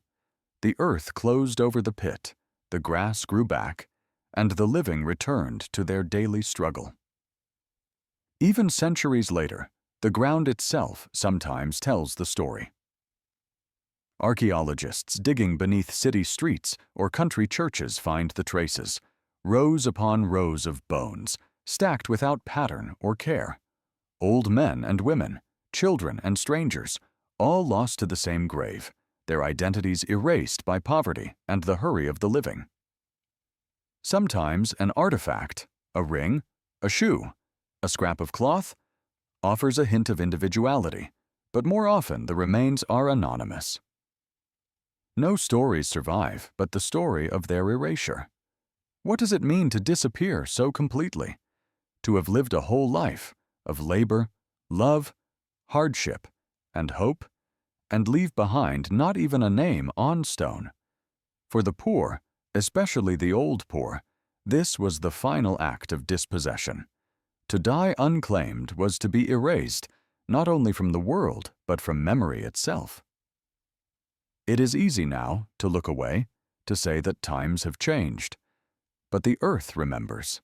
Every city, every village, every field once had its anonymous dead, the poor elders whose only legacy is the silence left behind. And yet, in telling their story, we offer a small measure of justice. To remember that they lived, that they suffered, that they mattered, even if only for a few moments spoken aloud, is to break the spell of oblivion that poverty cast upon them. Their bones may lie unmarked, but their truth endures. In the end, the fate of the poor elderly was not just a failure of wealth, but a failure of the world to see and to care. The mass graves are full, but the story is not finished. As long as we remember, as long as we speak, the anonymous dead are not wholly lost. Kindness to the elderly was said to shorten time in Purgatory. In the heart of the medieval imagination, the boundary between the living and the dead was thin, a world where every act, every kindness or cruelty, cast ripples far beyond the grave. Among the most powerful beliefs of the age was the conviction that Purgatory awaited nearly every soul, a vast, shadowy realm between heaven and hell, where spirits were purified through suffering, paying off the spiritual debts of their earthly lives. For many, the fear of purgatory was as real and immediate as famine or plague. And yet, within this dark vision, a shimmering hope endured, the promise that acts of mercy, especially kindness to the old, could not only ease another's pain, but shorten your own torment after death. Imagine the village street at dusk, the air cool and filled with the scent of wood smoke. An elderly woman struggles to carry her bundle of firewood, her hands gnarled by decades of work. For a child or young villager, helping her was not just a matter of duty or habit. It was a sacred transaction, one that reached far beyond her gratitude. Medieval sermons rang with the message that God Himself watched such moments, that angels kept careful record of every small mercy. If you eased the suffering of an elder, if you comforted them at death, you were not only fulfilling a commandment, you were investing in your own soul's future. This belief was reinforced at every level of society. Parish priests painted vivid images of purgatory in their sermons, a place of flames and weeping, of longing for the release that only prayer and good deeds could bring. People grew up knowing that every unconfessed sin, every moment of selfishness, was a weight they would someday have to burn away. But the accounts could be balanced, the fire made shorter. Kindness to the old, feeding them, clothing them, sharing warmth or company, especially in their final hours, became one of the surest ways to earn indulgence, a spiritual credit that could lessen one's own time and suffering. This belief was woven into daily life. When an elder fell ill, neighbors might compete to offer comfort, hoping to be present at their bedside as death approached. To help someone prepare for the end, by bathing them, reciting prayers, or simply holding a trembling hand, was an act believed to echo in eternity. Villagers whispered stories of those who had shown extraordinary mercy to the old, and after their own deaths, appeared in dreams, smiling and free, their time in purgatory mysteriously brief. Church records are filled with bequests, gifts, and arrangements for masses to be said for the souls of the departed. Yet the most ordinary kindness, a loaf of bread or a cup of water, was believed to weigh heavily in the scales of the afterlife. This did not always spring from pure compassion. The urgency was real, and sometimes tinged with anxiety. Some helped the old not out of love, but out of fear. Fear of the fires to come, fear of dying with debts unpaid. Even so, the outcome was often the same. The elderly, so often marginalized or seen as burdens, were granted moments of dignity and attention, simply because the world believed their suffering could sanctify others. Death itself became a kind of communal event. As the old lay dying, villagers gathered not just to mourn, but to seek spiritual advantage, to offer prayers, or perform a final act of care, hoping their kindness would be witnessed in heaven and written in the book of life. For the elders, this attention was double-edged. Some received genuine warmth, their last days softened by human connection. Others sensed the calculation behind each act. The hurried visit, the forced smile, the whispered prayers meant more for the living than for the dying. But whether pure or transactional, the rituals of kindness bound the community together, knitting individual fates into the larger tapestry of salvation and redemption. Even the coldest, most isolated elder could find themselves surrounded in their final hours, their passing seen as an opportunity for the living to secure their own place in paradise. This belief also shaped the culture of remembrance. After an old person died, stories of their suffering and the kindness shown to them were told and retold. Families marked anniversaries with candles and prayers. Children grew up knowing that the good they did for the elderly would one day return to them, either in earthly reputation or in the mysterious economy of the afterlife. Kindness became not just an act, but an inheritance, passed from hand to hand, generation to generation, each gesture a way to ease the long journey through Purgatory's flames. In the end, the medieval conviction that caring for the old could shorten time in Purgatory was more than superstition. It was a form of spiritual survival, a social contract written in the language of faith and fear. It taught people that no act of mercy was wasted, that the fate of one's soul was inseparable from the fate of the weakest among them. And so, in every village, at every bedside, beneath every church bell's toll, the old found moments of unexpected power, not through wealth or strength, but through the possibility that, by their suffering and the kindness it inspired, they might redeem not only themselves, but all who dared to show them mercy.